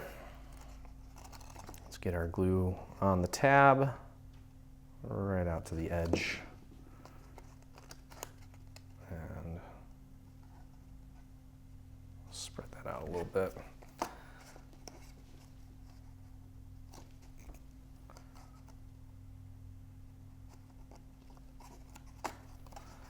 There we go. All right, so that's looking pretty sharp so far. I think what I'll do, because there's this part here where the little lip is going to go, I'm thinking that we'll probably do that after we get this glued onto the base, just because I think it'll be easier and it won't move around as much. It'll be a lot more sturdy. Okay. All right, so that's that.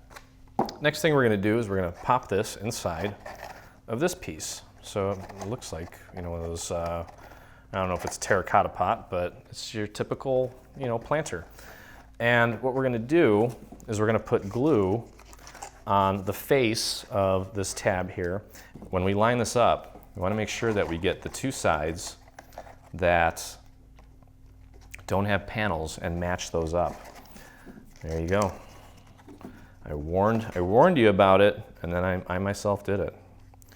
So that was kind of cool how that happened. Well, I wouldn't say cool, but all right, so let's get that in there. And same thing, I'm gonna flip it this way, and I'm gonna push down and nudge it down while I'm pushing down with my thumbs. I'm kind of sandwiching it like this to help it stick and grab nicely for me. Okay, and now you can see I've got the blank section here without the panels all together. That's what we needed to do. All right, so we'll lift this back up. Let's get our glue on this panel here, or this tab, I should say. And let's spread that out a little bit. Make sure that the other tabs are all in. They are. And then just go ahead and I think it helps to hold it like this. And nudge that down as you're pushing down. As you're pinching, kind of use your thumb to push it in so that it's up against that top of the bottom part of the planter. Okay.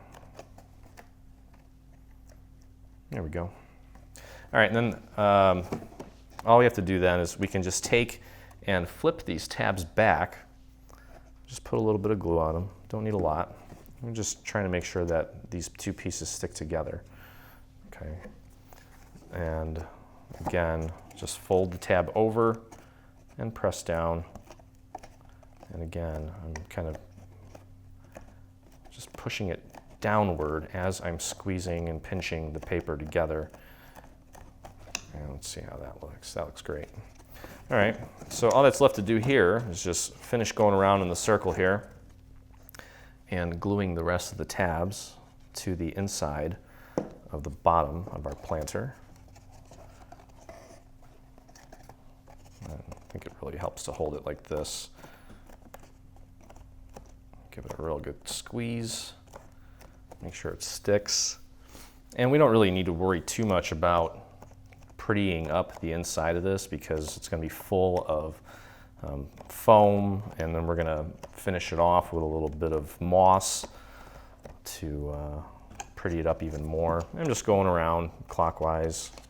I guess this would be counterclockwise, but in some kind of a clock motion to get the rest of these tabs in place. And there we go.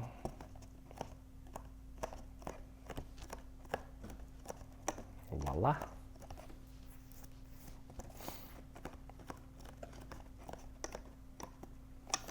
And I think I got them all. I did. All right, so there's our planter. And nice and good size, nice and sturdy. Kind of looks like a crayon or something. Anyway, what we're going to do next is we're going to take this piece and we're going to glue it to the top to make this all one nice continuous piece. And you can see how nicely and precisely that all fits. I think the best way to do this would be to begin by just gluing one side and kind of anchoring it. So we're just going to get a nice thin line on there, spread that out right up to the edge like that. And let's just do our best to make sure that this one side is nice and lined up. Okay. Get it nice and centered right up to the edge there. Give it a squeeze. Don't squeeze too hard, and don't use a lot of glue on this. If you use too much glue, because it's so thin, it may warp it. We want this to be nice and pretty, nice and precise. We can always go back in and clean some of this up if we need to. So that seems to be holding well. And now here, what we're going to need to do is just get the rest of it in place. So nice thin line. I'm just going to do a thin line right up to the edge. I don't think I need to cover the entire thing here. And I work better down, starting down and going up, I think. But this shouldn't be too bad. Just take your time. Try to be as precise as you can. And again, if you make a little boo-boo here, chances are no one's really going to be looking at this lip because you're going to have moss there and the leaves are going to be covering it, but I think we know that we're going to be looking at it, so let's do the best work we can. And there we go. I need a little dot right there to get that out. And it's kind of nice to let the glue set a little bit in instances like this, because then it's a lot tackier and it grips better. So I'm taking my finger, my two fingers, my thumb and my middle finger, and I'm kind of just squeezing this lip as I go around here. And I'm kind of nudging it too to make sure that it lines up with the very edge of that top part there. Okay, and now this part, I'm going to need to kind of squeeze in a little bit. There we go. And then up here, kind of pulling the walls in ever so slightly to make sure that they line up precisely with this piece. And there we go. Okay. Look at that. That went together very nicely. And it looks pretty darn good. All right, I hope you guys had as much success as I did on this piece. All right, that looks great. Very nice. Okay, so next thing we want to do is talk about some options here. So if we're actually going to be using this material here to simulate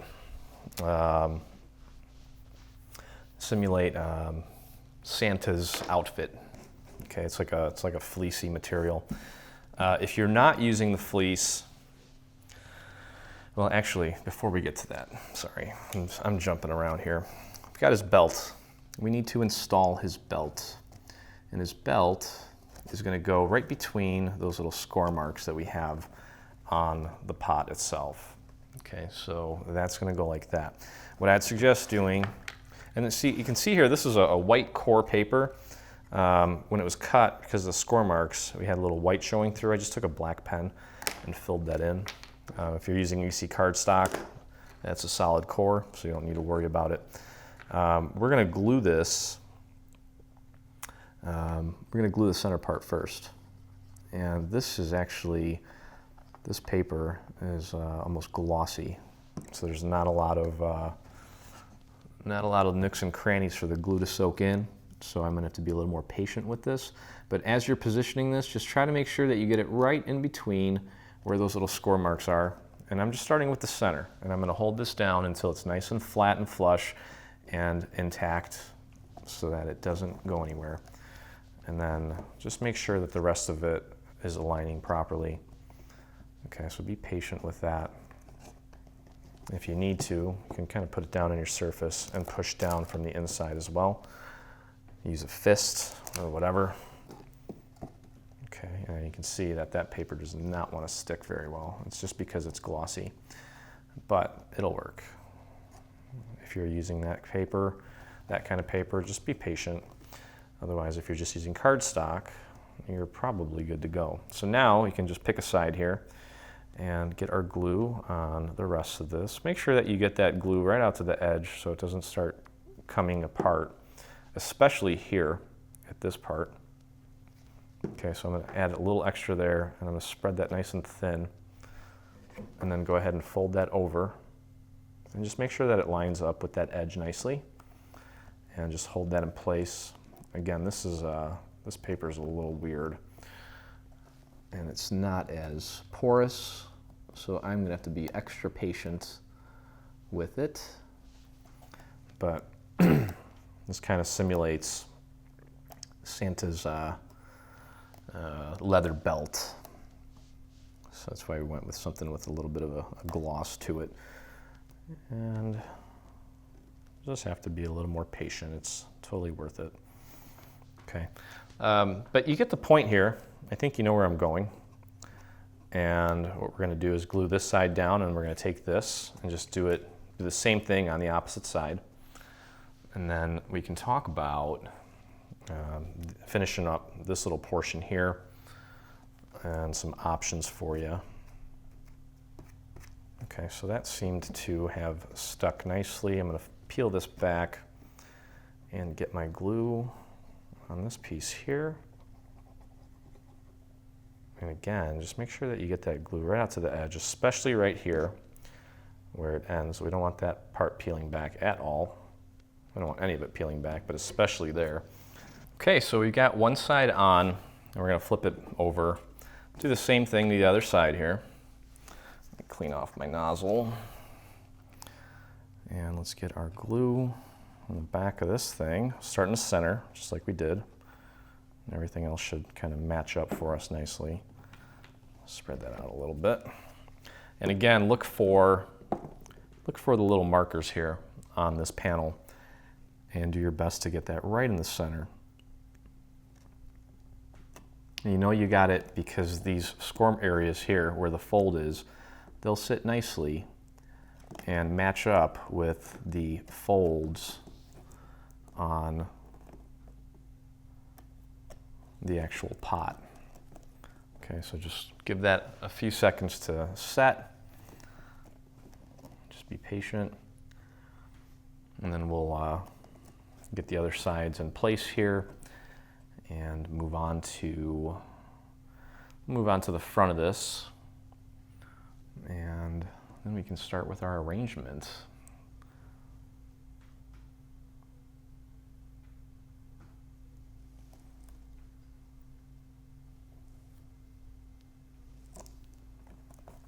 Okay, all right, so again, I'm just going to fold this back and get my glue on here. A little bit at the top, a little bit at the bottom, and then of course, make sure that you get enough there on the edge so that that sits nice and flush and meets up with the other guy here, the other friend, and that should meet perfectly right there, and it does. So let's just hold that in place and let that set. Okay. Here we go. Excuse me, fly. You were not invited. Got a lot of flies this time of year.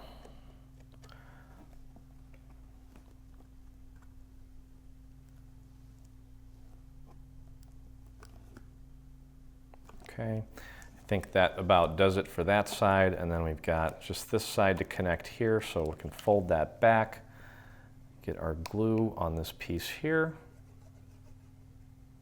especially right out to the edge there. I'm going to spread that right out to the very edge so that doesn't lift up, and just line that up.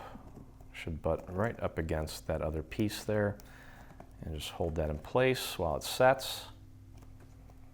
Make sure you're applying pressure throughout that entire piece there. Okay. And I'm just going to be a little extra patient there while that sets, and then can move on to, well, you know what we'll do? We'll just, we'll talk about some other things here, do some easy things, and then get right into the actual arrangements.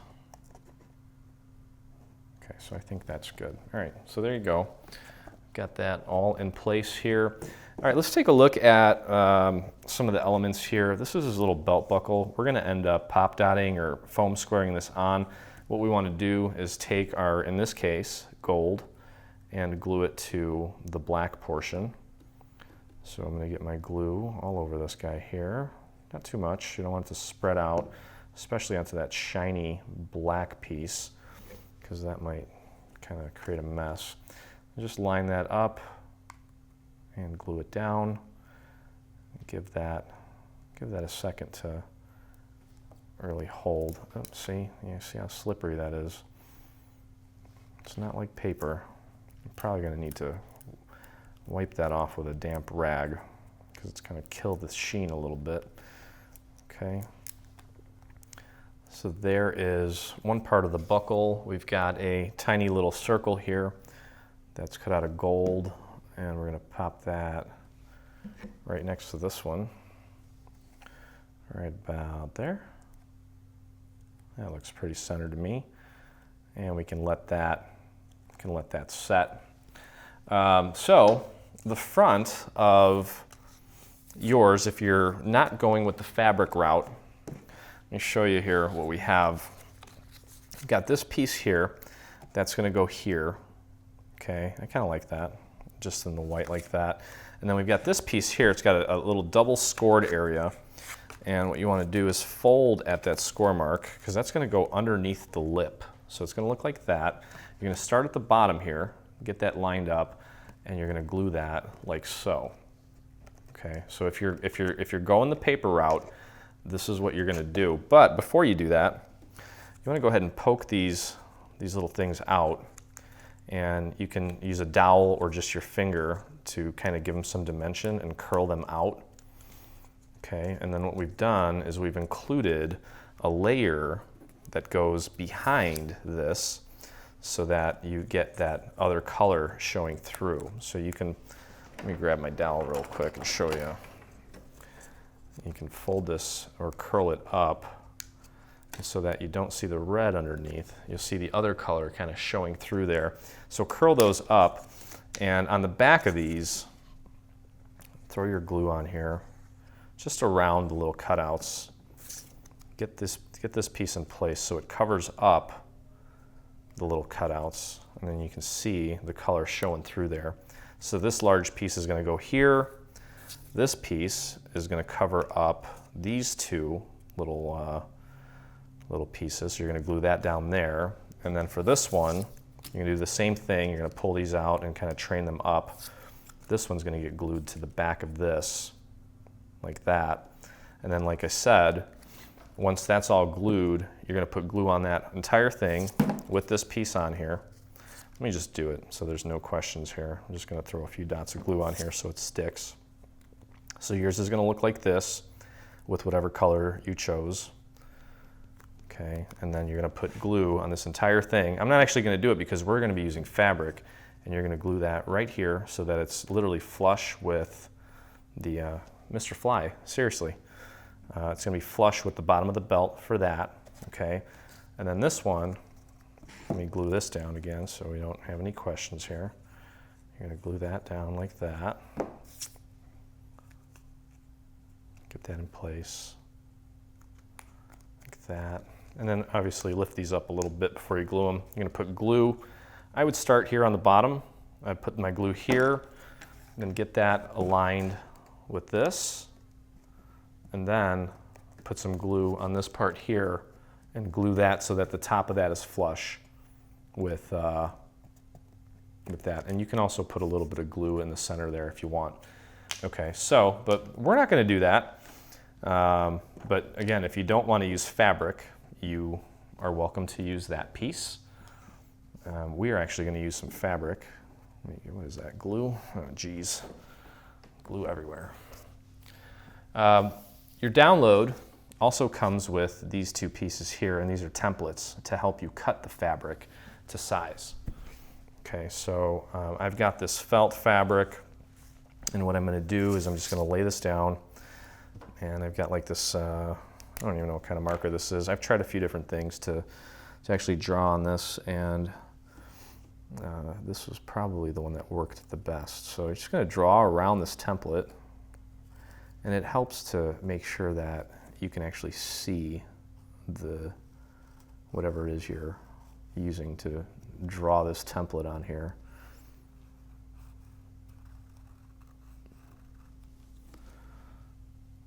Okay. And that moved a little bit. That's okay.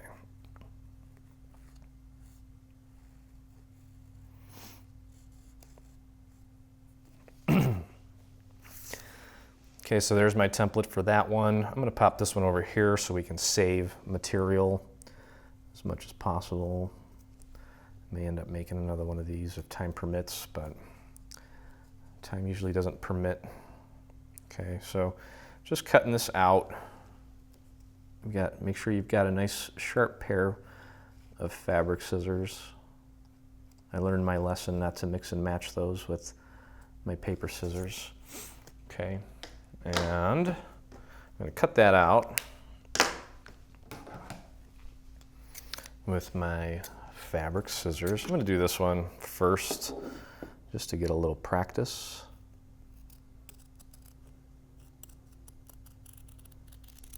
There we go.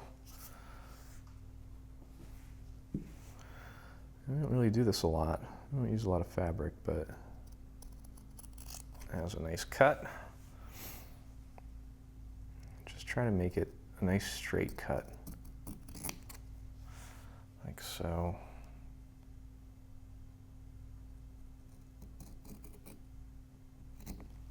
There we go. Okay, so we've got that little piece there.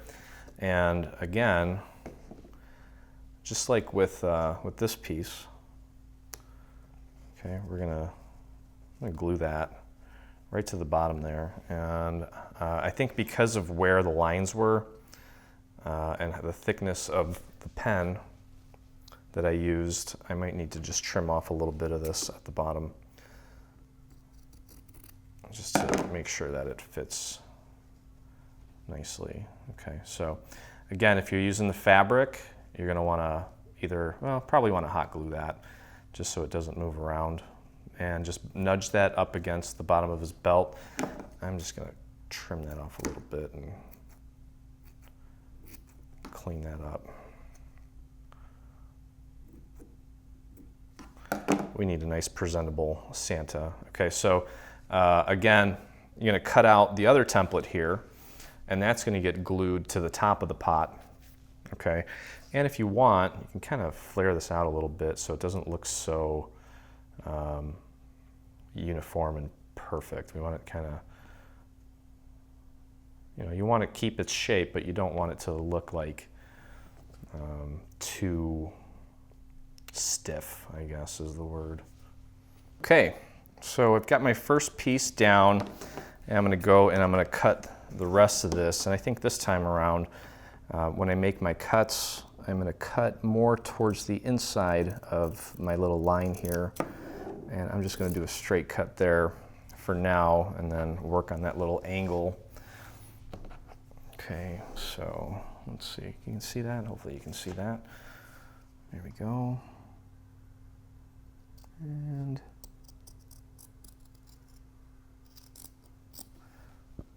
nice straight cut there. I'm going to cut the bottom here. I'm going to keep it nice and taut. Okay. Let me just cut that off. So I'm working with less stuff here. Okay, and then I'm going to make a cut here. Right up to about that point, and then this is where there's a little bit of a curve. Just gonna do that nice and slow, and then just a straight cut like that. And bring that in slightly. And then a nice straight cut there.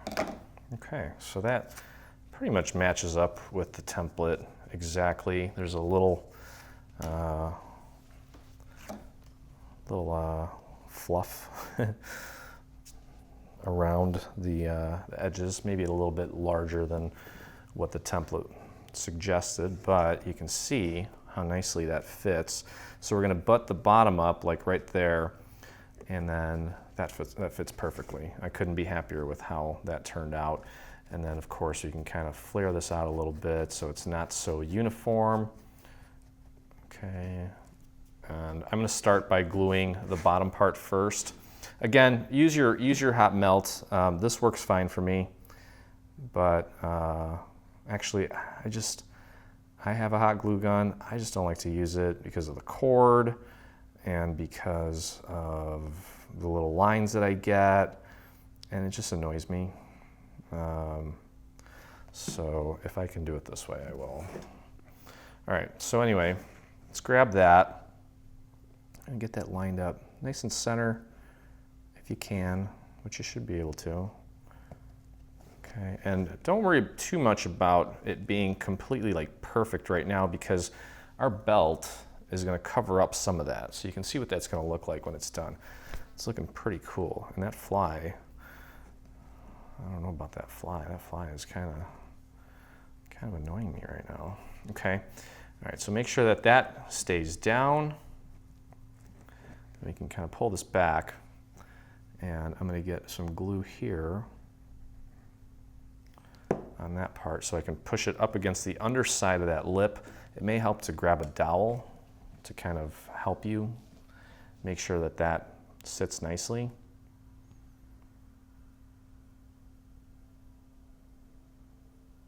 Okay. And then just peel that back, and I'm just going to do some lines here. This glue technically will work for fabric.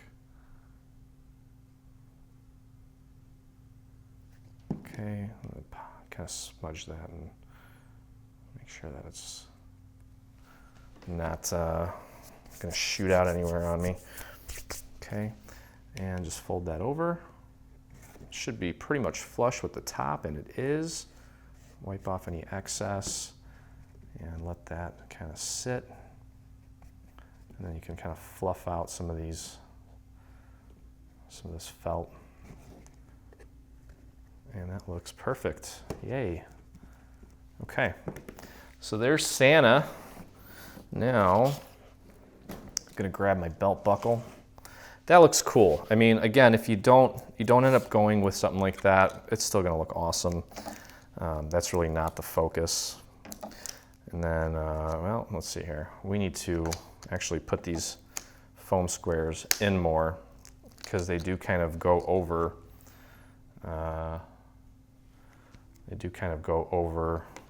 The fabric. So when you put your foam squares on, bring them in more towards the center. Okay, that way they're not going to compete with space with the actual fabric portion. And where's my,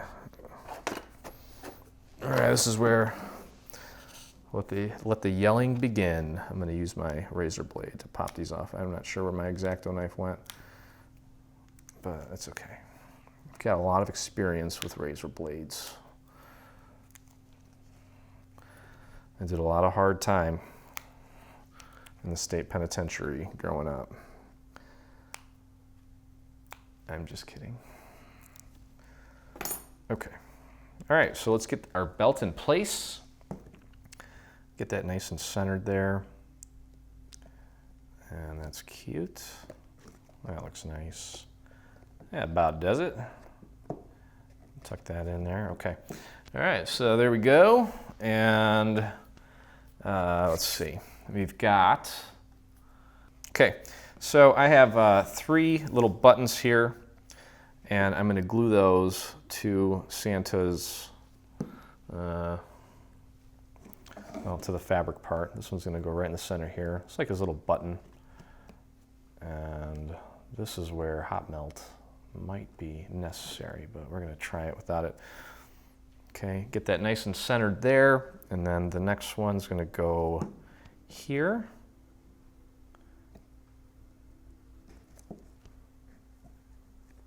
Like that.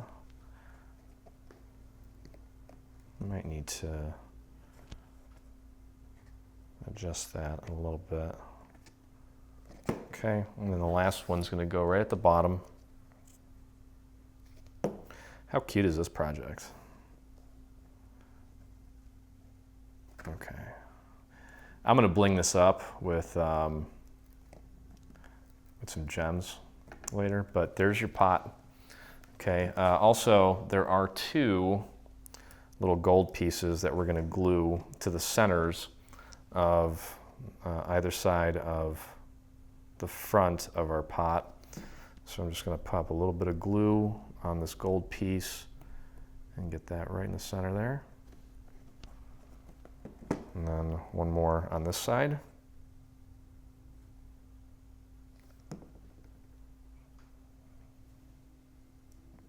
And there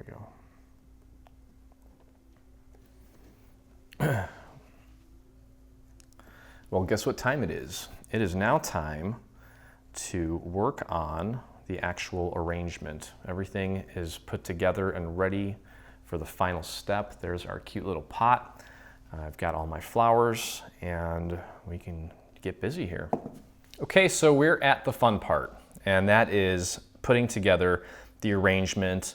And I may not get it right during the video. I may kind of play with things after the fact, but in a nutshell, you're going to want to get your foam, your styrofoam, your floral foam or whatever, and we kind of just need to build up the pot a little bit. So this is kind of what we came up with, and just kind of staggered a few layers just to kind of pop that in there to create a platform for some wider pieces to go in. Okay, now that was part of our prototype. So you can see kind of what you may need to do to get all of the, well, so that you can actually work on your arrangement. Unless you've got a giant brick and can actually, you know, mold it specifically for the shape. Something like this will work just fine. I'm going to pop that in just to kind of create a platform for the next layer. Okay, so whatever it is you got to do, depending on what sort of foam you're using, just go ahead and shape it, create that platform. Just make sure that it's pretty much level or slightly below the lip on the actual pot, and then we can go ahead and begin with our arrangement here. Okay, so what I'm doing here is I've got about a half a brick here, and I'm going to trim this a little bit more just to make sure that it fits nicely inside there. Okay, and I'm going to elevate this a little bit more, so I'm going to cut myself, well, I'm not going to cut myself, but I'm going to cut myself a little extra piece here just to kind of prop this up a little bit more and add a little bit more height to that, and then let's see how that sits. Okay, I'm going to say that that is actually, that's pretty good right there. I think that'll work. It should give us enough space for everything. You can go a little bit higher if you want. I'm going to try it like this. I don't know if you can see how much extra room I got in there. And the reason that I wanted to bring it a little bit below the lip is because I'm going to put some moss in here. Ooh, that dye really smells. I should have let that air out a little bit before I opened it. Probably going to catch a buzz here, but I'm going to shove that in there. Of course, you want to hot glue everything so that it's more permanent. And actually, I mean, I may not need to. This moss is kind of almost like holding everything in place. So I'm gonna put a bunch of that in there so that even if you hot glue it, this will kind of keep it from moving around too much. Okay. So let's get our moss in there. And then, of course, I want to cover up the top of it too. This is going to get kind of messy, but that's okay. And it's fine if a little bit's kind of hanging off the side. You want that. Make it look really nice. Okay. And just kind of tuck that in a little bit. And then when you're done, you can always go in and just trim off some of the ones that, you know, you're not totally feeling. But anyway, what we want to do is kind of make the, you know, the focus is going to be on the front with Santa and all that. So I'm kind of thinking we want to put one front and center, maybe coming off a little bit at an angle. So I'm just going to start popping this in to see what it looks like. And I want that kind of hanging off right about there. Let's see what that looks like. Yeah, like that. Okay, that's looking pretty good so far. Take my next one here, and this one's going to go off on this side, but it's going to be a little bit taller. Okay, so let's shove that in. I feel like I might need to actually trim the pick on this one because, yeah, that might be too much. So always start with more, because if you don't, and you don't have enough later on, you can't add to it, but you can always trim some of it off. Okay, so we're going to put that one about like that. And then just kind of pick it up and rotate it a little bit. And then remember that we want to leave some room for our little pine sprigs too. And you don't want this thing to be like crazy tall either.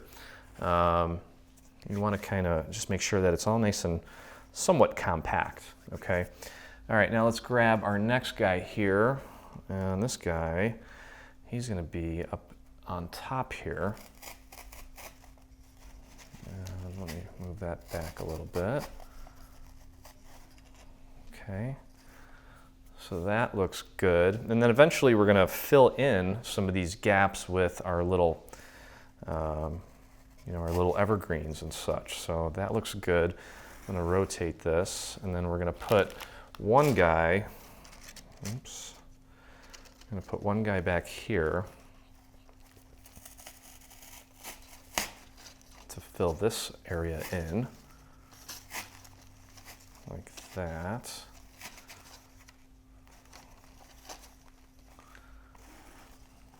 Let's see what that looks like. I think I need to move him over a little bit. Keep everything kind of in proportion. This guy needs to be more centered. That looks nice. There we go. Okay.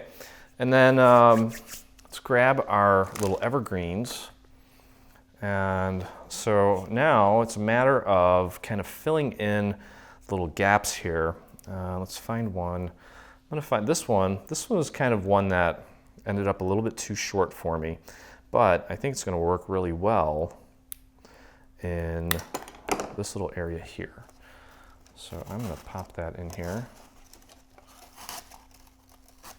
like that. Well, I kind of want him coming in more of an angle so you can see the side of it a little bit more. And he needs to be jammed in a lot more. There we go. Okay. And let's see, let's grab another one here, and that's going to be too long. I'm going to trim it just a tad. And we're going to feed that right through here.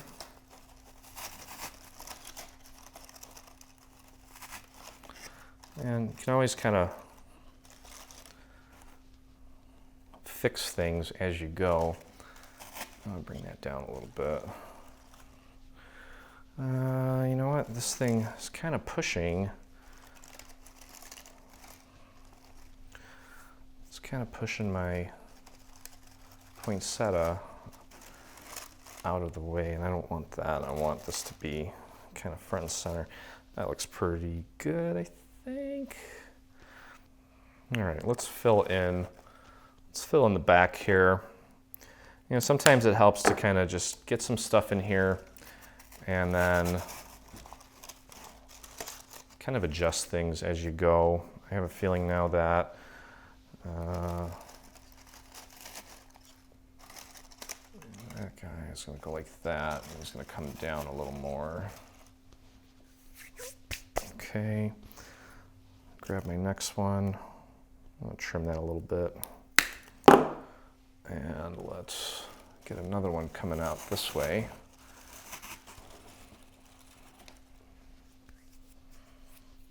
Let's get our next one here. Just trim that a little bit. And I'm going to pop this guy in here. Oops.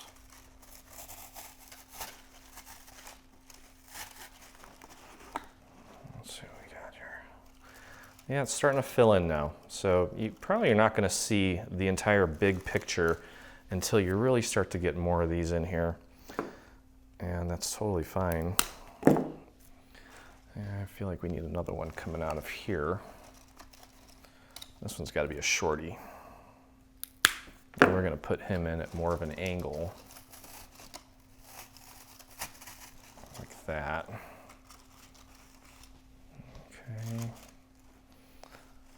Maybe that one could go in a little bit more.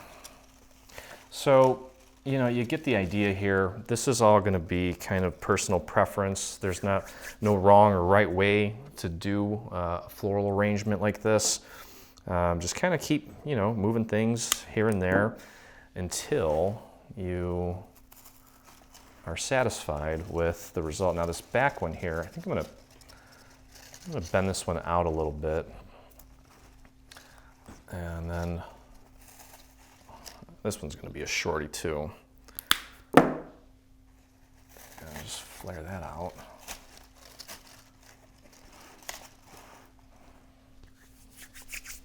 It's getting there. Got a couple more. And again, just kind of step back, take a look and see. You can figure out where this next stem would look appropriate. I'm gonna pop that right in there. Well, maybe not. Maybe a little bit over. Okay, and I think one of these guys needs to go down a little bit. There we go.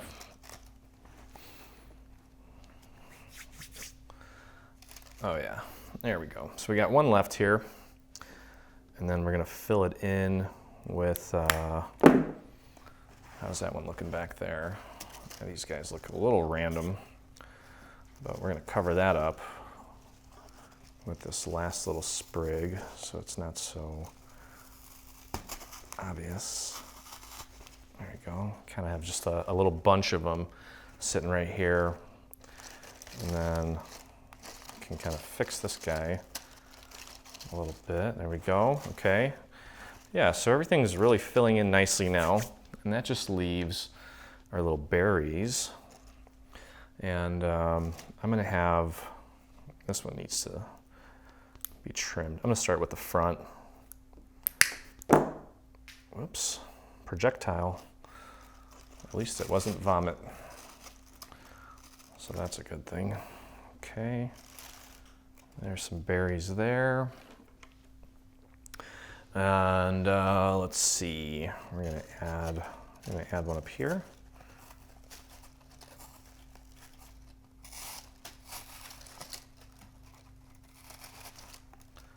Like that.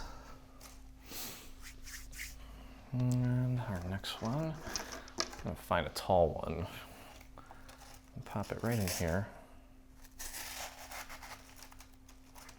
Like that. Grab another tall one. And let's pop him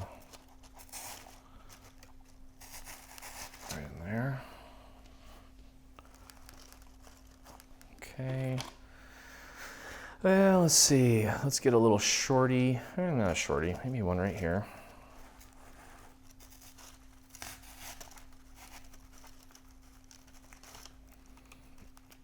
Just kind of poking out. Oh yeah. I may have made too many of these, and that's okay, because better safe than sorry, and you know, maybe you'll make a second one too, so who's to say that you made too many. And this one here, I'm just gonna kind of make him poke out more, so he's kind of dangling off there. I want to get one right over here, so I'm gonna get a real shorty here. Actually, that might be fine.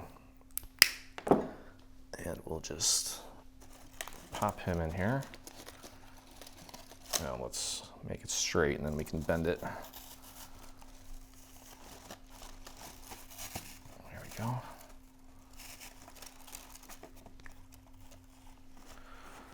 Okay. Let's see. And then just kind of, you know what may also help too sometimes is do this and then just walk away and just let your mind kind of reset a little bit, and then take a look again and see and be like, oh, you know, I'm looking at this and I feel like it's missing a little piece here or there. I do that with my photography. It helps to do that with music. I think it helps to do that with almost anything artistic. Kind of just walk away and come in with a fresh set of eyes. So I'm going to do that. But for now, I think as a first go, I'm actually very happy with how this turned out. And I hope that yours came out awesome as well. And I can't wait to see it. If you do make this, definitely visit us on Facebook, do a search for Dreaming Tree Group, and post your version of it. If you loved hanging out with me and crafting with me during this tutorial, definitely visit our YouTube page and hit that subscribe button. And as always, I look forward to crafting with you again. Stay on top of all things Dreaming Tree and engage with us today. Get the latest news and enter in our giveaways on Facebook. Get inspired by following us on Pinterest. Be the first to see our new product launches on Instagram. Do you prefer Twitter? Yep, we're there too. Watch our beautiful product trailers and assembly tutorials on YouTube. For more information, visit www.3dsvg.com. Live, craft, love, and dream.